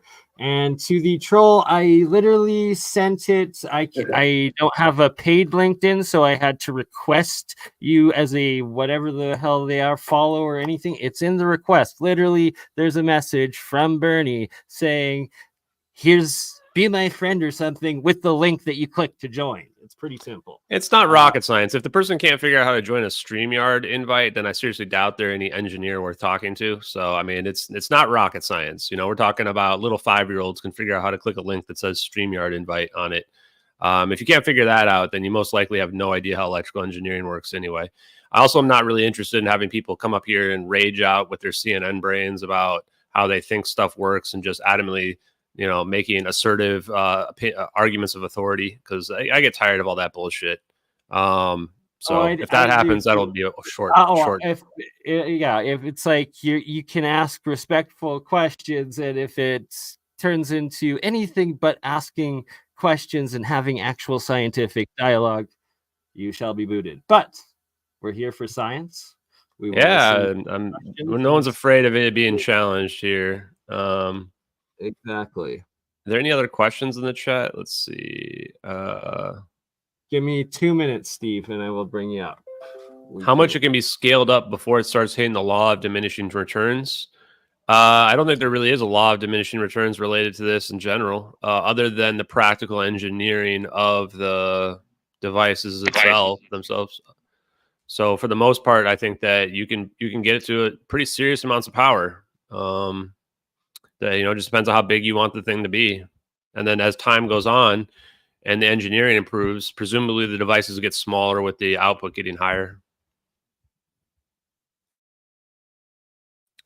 Oh, somebody says just have a transfer switch to the breaker. Yeah, I mean, I don't know. Again, I'm not really an electrical engineer, but that seems like a good solution. Just a transfer switch to the breaker box, same as a backup generator. Yeah, same thing. Yep, you know, it cost about $2,000 to get switched over. Actually, my brother had that done to his house because he has a UPS power system in case. Well, he lives more in a rural area, so they tend to get blackouts more often, especially with bad weather. And he just flips a switch and he can turn his UPS system on, and you know he'll have power to, you know, most of the devices in his house, not everything, but you know he has that option, right?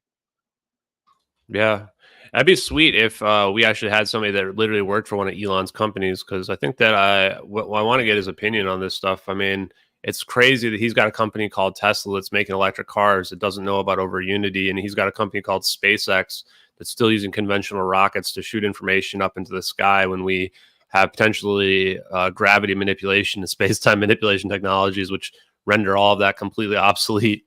So I don't know. It's weird too, because I've got to be one of the fastest growing Twitter accounts by volume on Twitter, on X, over the last 9 months. And I've been talking about the craziest shit that's out there, like out of anybody, and had huge engagement. And he just keeps dodging. Like, people have even asked him to weigh in and he's dodged it. It's really damn bizarre, man. And I think he's the #1 defense contractor as well, or he's up there. So I don't know what Elon's deal is. Get my coil hooked up to show a live electrolysis making hydrogen from water demo for 2 minutes, and then I will bring Steve up so he can ask some engineering questions to Mike on his work. JK Philly fan asks, solid state, will it require a certain ambient temperature for performance optimization? I didn't ask that. Go ahead. You go. This guy that ran the site Quantum Magnetics, unfortunately, he's passed away in 2021. He was working on the cell technology that I'm working on.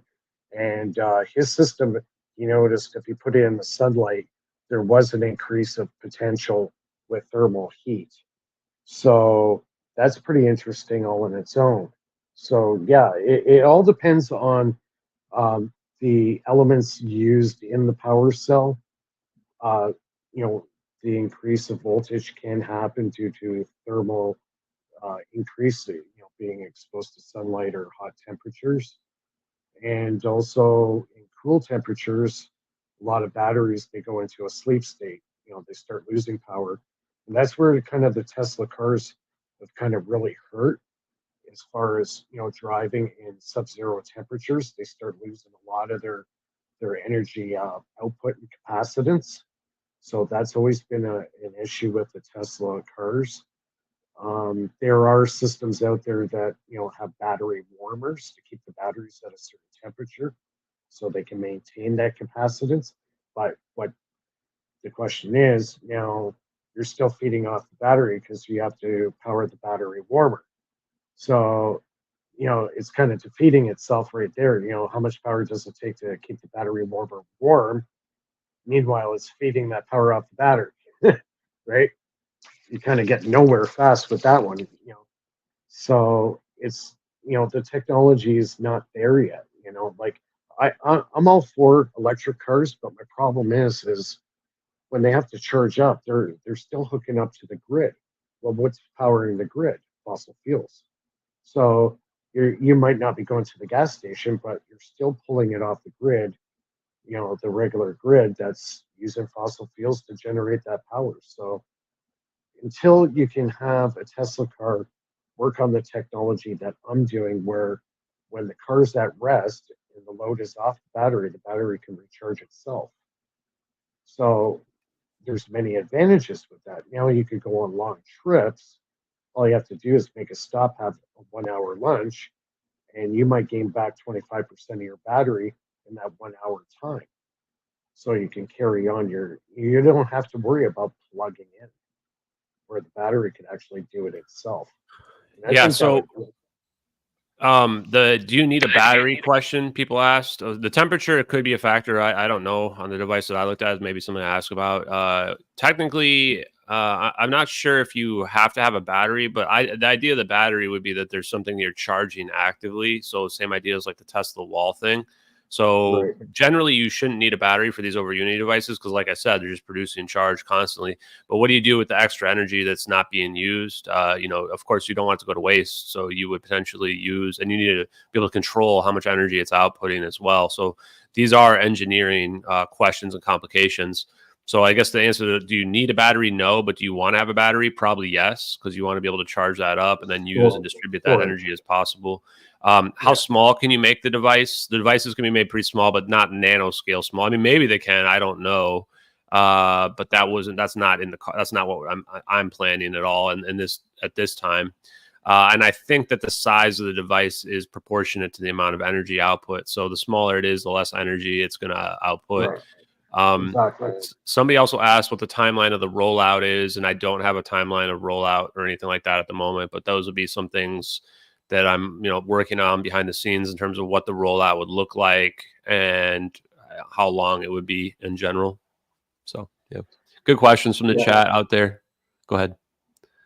Yeah, I think it's just going to be a slow trickle, in the next 50 years of, these technologies eventually are going to get rolled out slowly, because, you just can't throw everything all out at once. Society's got to re-gauge itself to the change, right?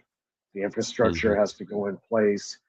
New devices have to be built for modifying your house power systems. There's a lot of engineering that has to be rolled out over a series of, several decades. It's not going to happen overnight.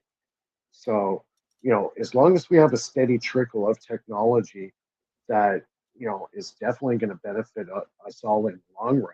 Maybe not for myself and you, but like my daughter, she's only 12 years old.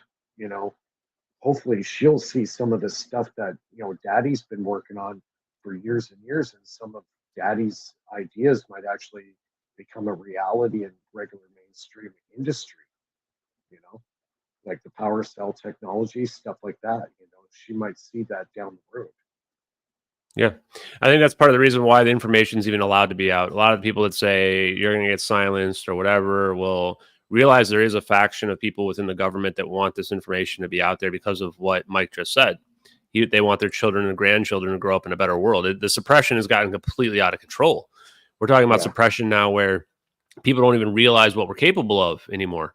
To just literally explain what we see in multiple military videos, people just think it has to be fake because mainstream public has no idea of what we're capable of, because we've gotten into this loop of going back and forth where only things that can be possible are what people are told on TV and what they read in scientific papers that are publicly available. But that's not how the real world works. That's just what people have been. That's how the knowledge of the suppression of knowledge works. So that's why I think there are people that want it out. That's why there are people not stopping me. And that's just my opinion of why, this stuff hasn't been silenced in general. Yeah. Yeah, like I said, you can only keep a secret so long. Right? Yeah, agreed. Sorry, Steve, I have to mute you because you have yet to turn off what you were watching, it on, whether it was X or YouTube in the background. That's what's giving the background noise there. And my light is too messed up. I'm going to have to change the camera angle to show the actual hydrogen here. So I will remove that for a sec. And I don't. Sorry to jump in here. There has been a really cool invention that's just coming out of, I believe, Germany. They came up with this new material that absorbs hydrogen. It's called hydrogen paste.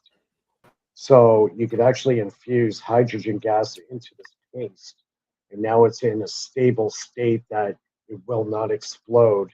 It could get hit, whatever. It's very stable storage device. So now you can actually store hydrogen in these tubes of paste, and it can be released, in a controlled manner and actually run an engine. So it's called hydrogen paste. You might want to look that up online. So new technologies coming out. I still think there's a lot of room for hydrogen stuff. Awesome. Well, let's get to our new guest that we've got here. Steve Krug, welcome to the chat, my man. So why don't you give us a background of who you are and what you want to weigh in on? Hey, how's my audio? Can you hear me? It's really horrible. Do you mind going into the settings, the audio option? There should be, you can click on activate background noise cancellation as well as the equalizer. And then also, if you have a different microphone, please try switching it to it, because the one you're currently on is causing a lot of distortion. Yeah, we're hearing your keyboard typing. So I'm guessing your mic is in your keyboard or something. You're on a laptop, maybe. Right. Yeah, right close. And it sounds like it's right next to a fan too, potentially. Okay, yes. The hydrogen literally is the future. They've been saying that forever, just like they've been saying fusion energy is the future too, which they both are. But it's that they're connected, and it's all to do with water and a small amount of electricity, and so simple, and they can't let that aspect out of the bag. They have to instead build all of these different facilities to mine literally mine the hydrogen out of the ground from hydrogen pockets, as well as create different giant plants to do the electrolysis to get the hydrogen out of the water for a company. And then they have to then do some other process to turn it into a chemical, into a solid state, just to make it safe, to then, up the costs by a 10,000-fold to a million-fold and sell it back to us, just like they do with petroleum gasoline, instead of the Stanley Myers or there's literally hundreds, if not thousands, of videos on YouTube of do-it-yourself engineers and mechanics that do a jar of either salt electrolyte, so water plus either a salt or a potassium or something to conduct the electricity. You have that with your two electrodes, and then you have another pipe pipe going into a second jar that is the spitter jar that collects all of your hydrogen from the reaction, as well as collects all the water at the bottom, and from that jar then pushes and pumps the just hydrogen remaining into your fuel intake, into the engine, and boom, you've got a hydrogen powered water car. Yeah. And I think it's that, nuts. you know what, as far as making hydrogen, it's not hard to do. I think the real barrier has been the storage medium. And now the technology that's is what coming they will guys, sell I it know to you. I know it's exciting, but let's get to our guests since we have a guest here with us. I know you guys want to talk hydrogen, but we've got the guest here. I looked up Steve Krug. Krug took me about 5 seconds. He's the founder at Axial, attended University of Wisconsin-Madison, worked at aerospace development engineer at SpaceX, Tesla, Virgin Orbit, and Spin Launch. Is that accurate, So, Steve? Do you want to give us your background? Is that just a troll message, or is this your actual thing? And we that's why. Oh, I just Googled him, so let's just let him speak for himself, though. Can you hear me? Yeah, we can hear you. All right, cool. Yeah, so I am that commenter. I want to apologize in advance. I need to say some crazy things in order to get your attention. Otherwise, I didn't think that. You're kind of hard to hear. Can you put the mic closer to your mouth or something? Microphone, but does that make a difference? No, I don't think it's picking that microphone up. I think it's being picked up from either my laptop or this camera. Did this make a difference? Yeah, that sounded better. Can you keep talking? Yep. How about now? Yeah, much better. Sure. All right. Yeah, so my cords are getting all screwed up, so this we can hear you a lot better now, though. In and out. All right. So yeah, I haven't looked into this phenomena, I should say, which I don't even agree with that term, because I think there's just a lot of open questions that we don't understand. But I haven't looked into any of this until like the last year. Before that, I had no clue about, any of it. I had no interest in these things that people are apparently seeing. I only just started doing research once, like Obama said on a couple of interviews that, there's things in the sky that people don't. People are interested in figuring out what that is, and we don't know what they are. And having researched this quite a bit, I still haven't found any concrete evidence that the layman behind their computer can say with 100% certainty that any of it is real. I think that there's a lot of preponderance of evidence. So what are you talking about specifically, though? You're being very, very general and vague. I'm all of it. I'm literally talking about all of what? All of what? Reality? Are you saying that there's no? You're talking about the UFO phenomenon. I'm talking about the UFO phenomenon. I'm talking about MH370 video. I'm talking about this energy stuff you're talking about right here. So basically, anything and everything in conspiracy world, you're saying there's no evidence as real. So you're not actually an engineer, because you said you were coming on to ask some electrical engineering questions. Yeah. So all right, let me.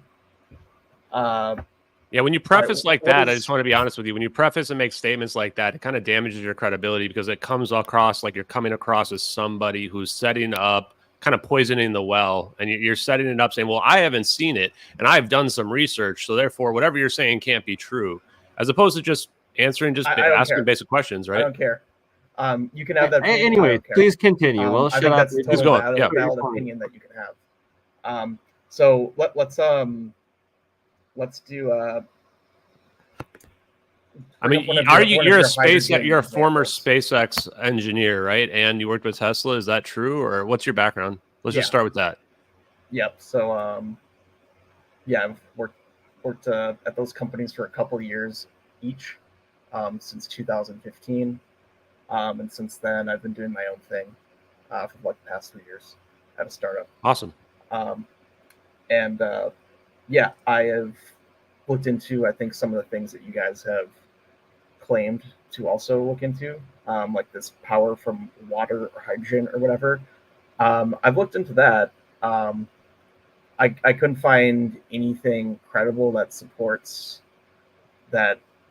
You can have a perpetual motion device. I've looked into it, and I'm like, there's a reason why. Like, just ask yourself this: why hasn't anyone who works in an industry go on these podcasts with you and support everything you're saying? Just ask yourself that.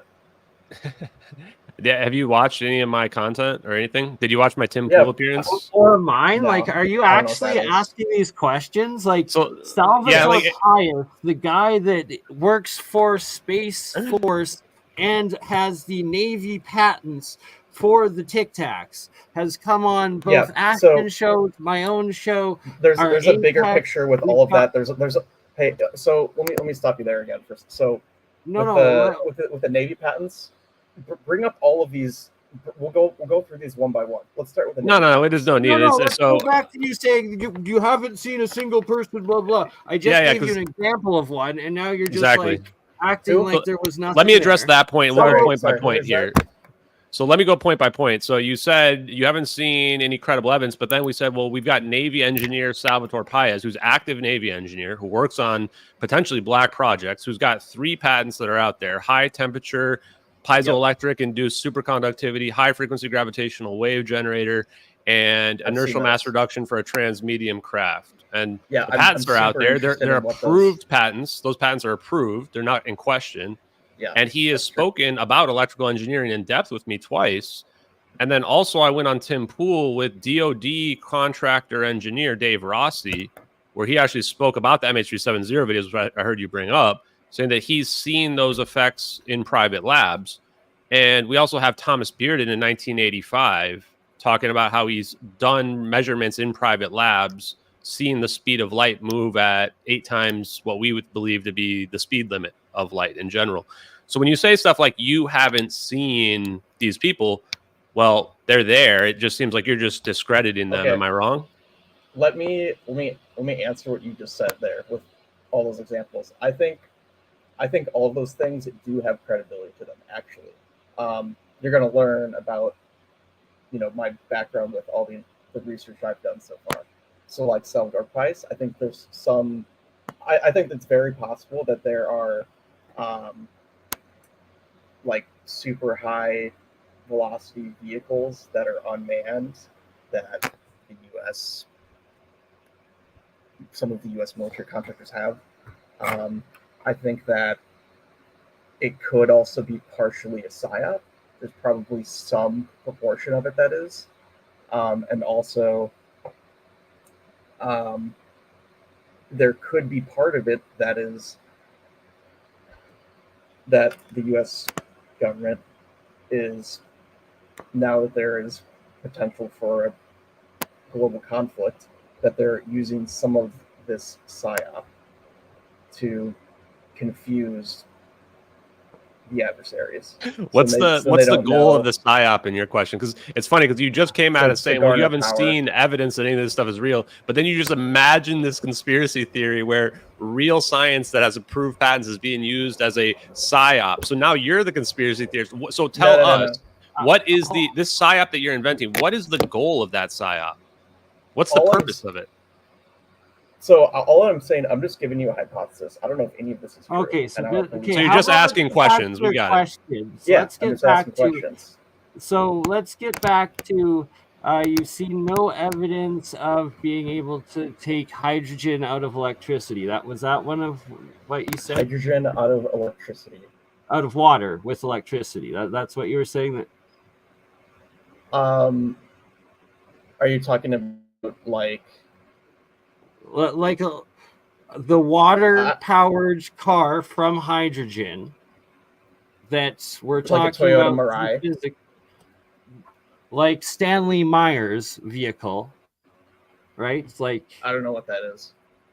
Okay, so it is a car that instead of gasoline, you have water, and that with a very small amount of electricity you put in, it boom, electrolysis happens. It converts that water into hydrogen and oxygen, which then is fed directly into the combustion engine and is used as your fuel. So you have a water-fueled car that is a hydrogen car. So you're saying that is a psyop? No, I'm not saying that. I never said that specifically. So I think that you can take hydrogen, and with the correct stoichiometric ratios for combustion, you can use hydrogen, whether it's a compressed gas or liquid hydrogen, if you have that with the appropriate catalyst. Yeah, of course. There's plenty of hydrogen-powered cars. Did he die off? Oh, there he is. He's back. But there's no evidence that supports you can create energy out of anywhere in this process, which I think is what you guys were proposing. You can't create energy out of anything. Energy cannot be created or destroyed. Yes. So exactly. Obviously, we're converting energy, is what it is.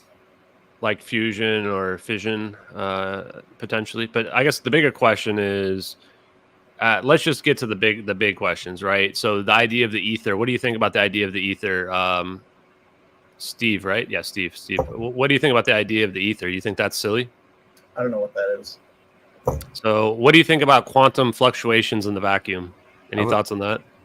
I think that we don't understand it yet. We don't understand it. So do you agree there's stuff that we don't understand, right? Do you agree there's stuff we don't understand that's out there? Like, we're not at the pinnacle of all science right now. I mean, you agree with 100%. That, right? 100%. Yeah.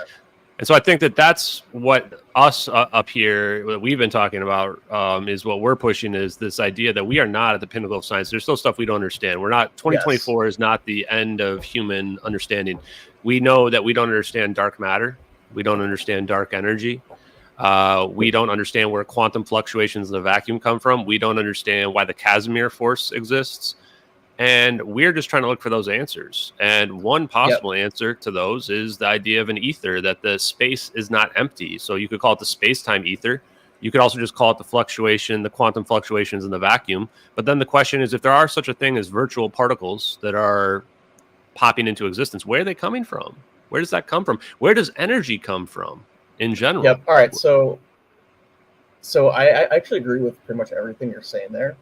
But I do have one big problem with all this.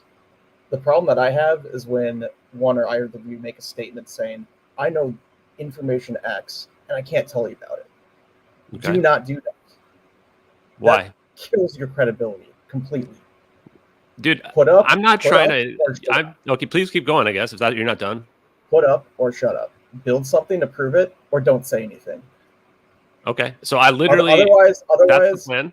That's the plan? Okay, so I'm just going to be honest. I said that... Don't make more posts about it. Go build something let's that just works. drop this guy. I think I've heard enough. But it was good. It was great. Honestly, I've got one last... I've got two questions before... Okay, hit him with some questions. One, what was your... This is an opportunity of a lifetime. I'm an actual engineer. What were your actual engineering questions for Mike? Because he's actually building this stuff, and we were actually talking real science and electrical engineering. Yeah, so clearly you didn't understand. So I can only ask specific questions if I first understand what you've been trying to do. It is not even clear to me what you're trying to do first. So first, you need to present something. All right.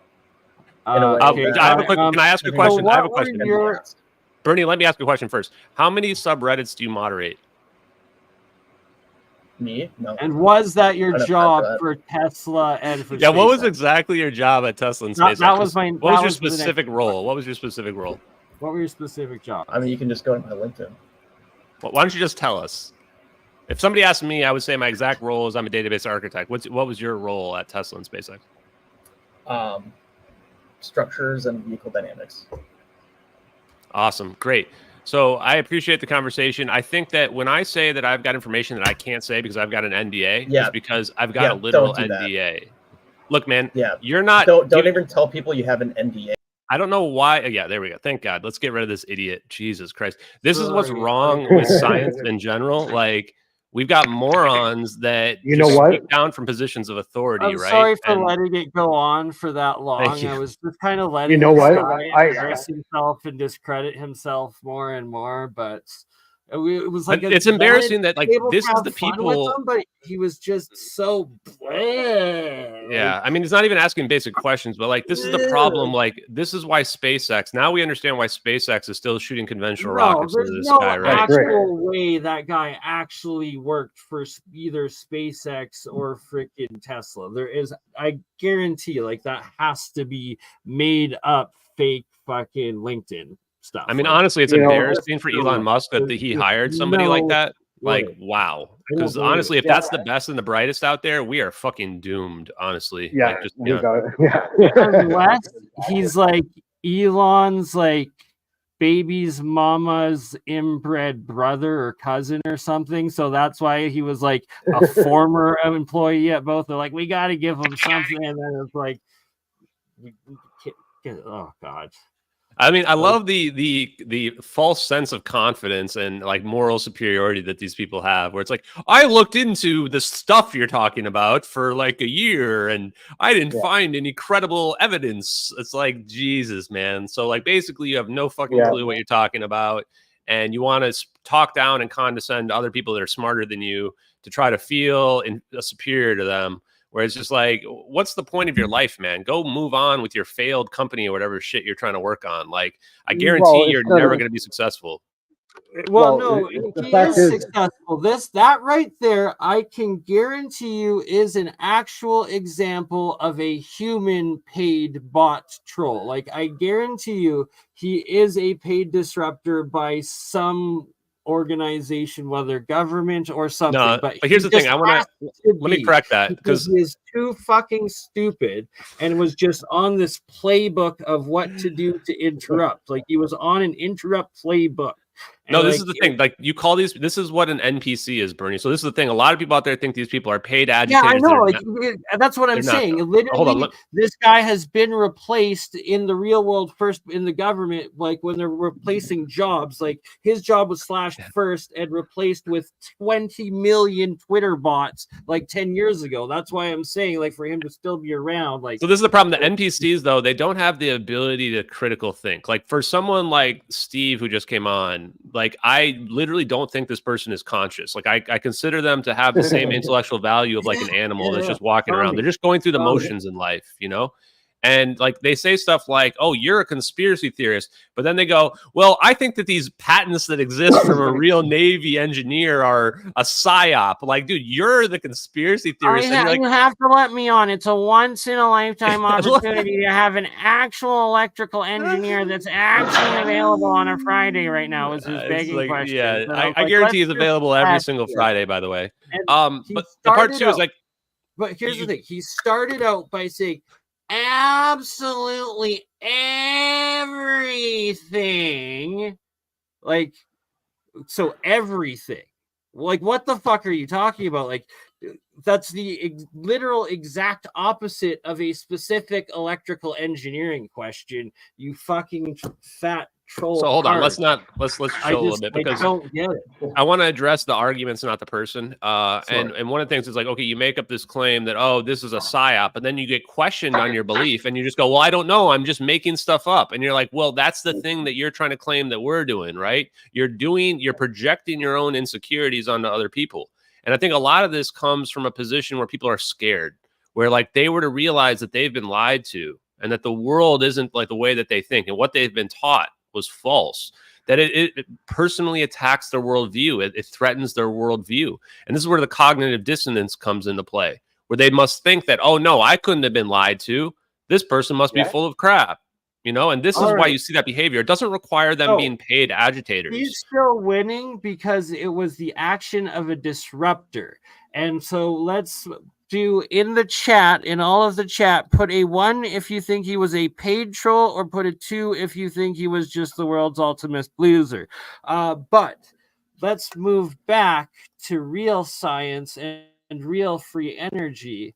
and show what the actual hydrogen is, what these battery cells are, the crystal battery stuff, and actually get back to maybe Mike, if you can, while we still have you with us, because it's getting late there. If you don't mind, can you turn on I'm your gonna have to camera drop pretty again, soon as show well. I'm yourself? exhausted, and it's been a long day. So I'm Let- probably only gonna go let's for give- another 10 minutes or so, and Oh, then yeah. I mean, you guys can keep going, but I'll probably same drop here. after that. Yeah, it's same like, here. oh wow, we're already over 2 hours. Yeah, no, absolutely. So I was just gonna say, Mike, if you don't mind giving us a little live demo showing us your actual engineering work that you've built and the aspects of where you're getting these over efficiencies from and what you've been testing, because for those that are seeing or learning of Mike and his work for the first time right now, he has built the Bendini motors. He has built the N machine. He has also built the Don Smith generator, and the Don Smith generators where you have a plasma arc, electrical arc, and that I'll let you talk. The best thing, you know what? I don't have anything set up right now because it's like almost 1 a.m. here. Fair enough. So just give us a description. But you can actually show on my YouTube channel the Don Smith generator by extracting ambient energy from a Tesla plasma tube into a very simple inductor, and you can extract that power and rectify it into DC, dump it into a capacitor, and then run a light with it. So very, very simple technology. Like, it's not hard to make. Like, just get your plasma tube and make an inductor that sits right beside the tube or surround the tube. Take one wire, put it through a full wave bridge rectifier. It has to be a high voltage one because the Tesla plasma tube, the one I have, puts about 2.5 kilovolts. So you have to use a high voltage, high bridge rectifier. Dump that right into a capacitor, and then from there you can run a load with it, run a light. It's high frequency, but it works. It works very well. That's just one example. Like, I've built many devices. Like the N machine creates a lot of current, but very, very little voltage. And the only problem is you have to scale that machine up huge in order to get it over unity effect. The one Bruce De Palma was working on, his first machine was over 900 pounds. So that's a huge amount of magnets. So, some stuff is practical and some stuff is not really practical because of the scale, right? It becomes more expensive than what it's actually worth. The video is the setup of the Don Smith generator, and you're pulling the radiant energy out of the plasma arc of the Tesla coil, correct? Right, exactly. And then it's powering the light bulb. So you'll see how fast it actually turns on and how bright it goes. So I was able to sustain 130 volts, and it was running a 60-watt LED bulb, which in actual wattage, if you hook it up directly to a watt-hour meter, it's about 9 watts, and the plasma tube only takes 7.5 watts to run. So right there you have over unity. So 7.5 watts, and I'm running a load that's 9 watts. So right there, that's over unity. Just a simple little device like that. Does the video look inside of it there? That's pretty cool looking. Yeah. So this reminds me of, have you seen Red Collie on Twitter by any chance with his like compaction fusion device that he's working on? It looks really cool. No, I haven't seen it. I posted it once, got like 2.5 million views, and then I got community noted people saying that you can't make cold fusion, or that there's no, like that other guy's like, I haven't seen any evidence. It's like, okay, well sure, man. Right? Exactly. That's why I'm bringing this up and we're closing and showing this, because it's like we were literally talking real scientific knowledge and education, actual electrical engineering, this entire stream of all of what Mike's been describing. Now we're actually showing just one of his hundreds of experiments and live builds and demos, and that just as what a average troll that has clearly not watched anything at all that just comes to attack, like it's just they're the like it's just well, that's what we face, though. It's important because a lot of people argue from a position of ignorance. They argue, well, I haven't been told that. I haven't seen that. Therefore, it can't be real. And this is why we get stuck in this era of suppression. Looked. We're literally giving you examples. Right? Yeah. And then also, when you want to argue from a theoretical perspective, then you need to be able to argue why it's not possible as well, which is that's why I'm confident in challenging people with the ideas that I've thrown out there about the first and second laws of thermodynamics, because what I expect people to say is, well, I haven't seen that. Well, I haven't seen the scientific papers that show that. Well, that doesn't mean it's not true. There's a pretty big difference. And like I said, like I do plan to produce a device to show people. And hopefully that will come with more announcements. It's really just a question of, even if you were to show someone like that the device, then their next things are going to say, well, there's no scientific paper supporting it. Well, there must be wires hidden somewhere in the background. And this is what makes it so difficult, is that for people like that, and I don't want to put him on the spot, it's just he's a good example of a lot of people in the world. He needs to be put on the spot. He is a troll. There's no real science. There's no anything with that. He didn't say a single scientific thing at all, to be honest with you. Yeah, exactly. And that real science takes scrutiny. That's why I was like, I brought him on specifically because I actually was like, we have a real electrical engineer, because we are doing real electrical engineering. That's all we do in this. That's what this actually is. And to demonstrate that the ignorant are all that can argue against this, because anyone who actually understands what they're talking about and understands this stuff is working on it. And there's lots of us doing it.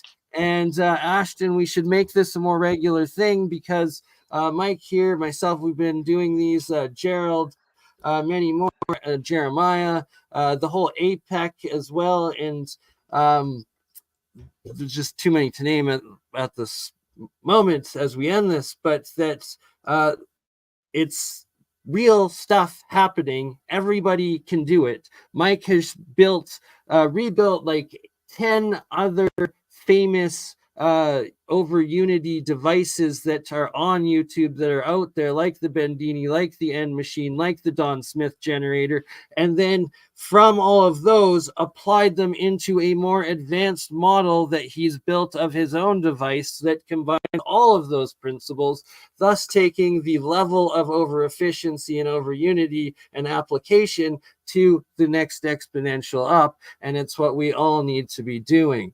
And so let me jump into, because I want to first appreciate you guys who are, like, I'm not traditionally an engineer, electrical engineer, but I appreciate that you guys are out there doing the engineering, because a lot of these so-called scientists don't ever do anything experimental or engineering related. And the science is the study of observable reality. People forget that. A lot of people think that science is a scientific paper that somebody wrote.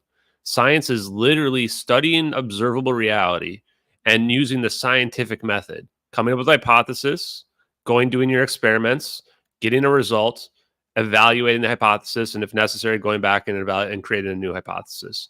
It's actually not that complicated, but yet, and this is where people who are not, who don't do science, they think that, it's what I've been told, it's what I've read. That's not science. That's not what science is, guys. Yeah. So thank you guys for being those people. Yeah, and that's why I thank Michael Faraday and Tesla for being the type of inventor they were, because they had a theory, but they actually built what they envisioned and actually got results. So those guys I look up to as mentors, right? Yeah, and I'm gonna drop, guys. It's really late for me. I'm tired. But I want to thank you guys for having me on. Thank you, Ashton, for doing this. Sorry, I was literally just trying to get a focus.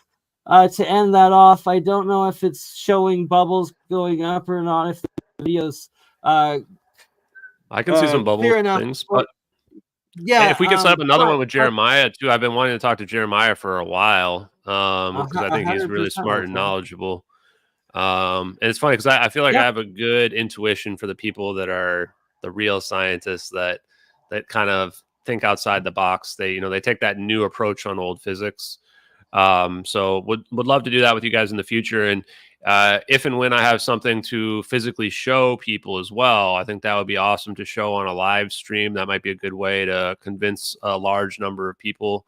So I'll be thinking about those types of ideas, but thanks for having me on to talk about it. And I want to say thank you to the 4 Orbs fam right now as well. Appreciate you. And thanks for being in my live streams as well, BurnEye. So everybody should be following BurnEye, follow Mike as well, guys. We should be following the people that are doing the real science. So thanks everybody and have a good night. Peace. MH370. Yeah. Nice to meet you.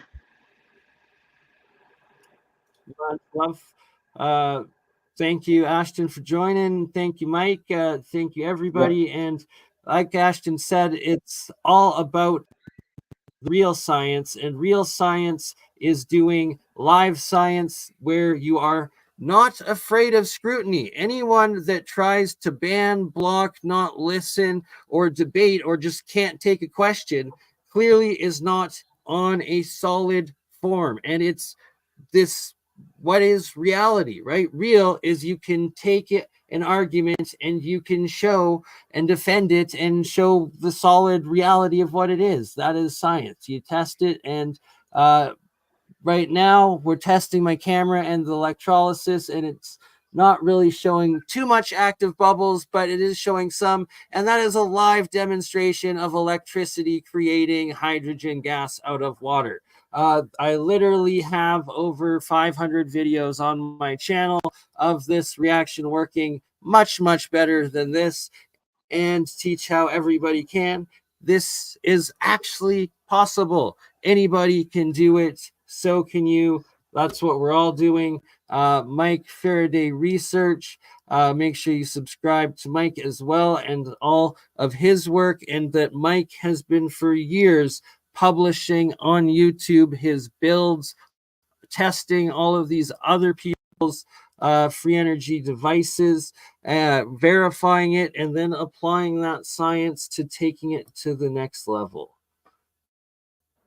And he does League of Extraordinary Inventors every Friday with Free Energy Friday. Any last words, Mr. Mike? I'd like to talk to Ashton again soon. Seems to know his stuff. Yeah, I'm gonna head to bed here.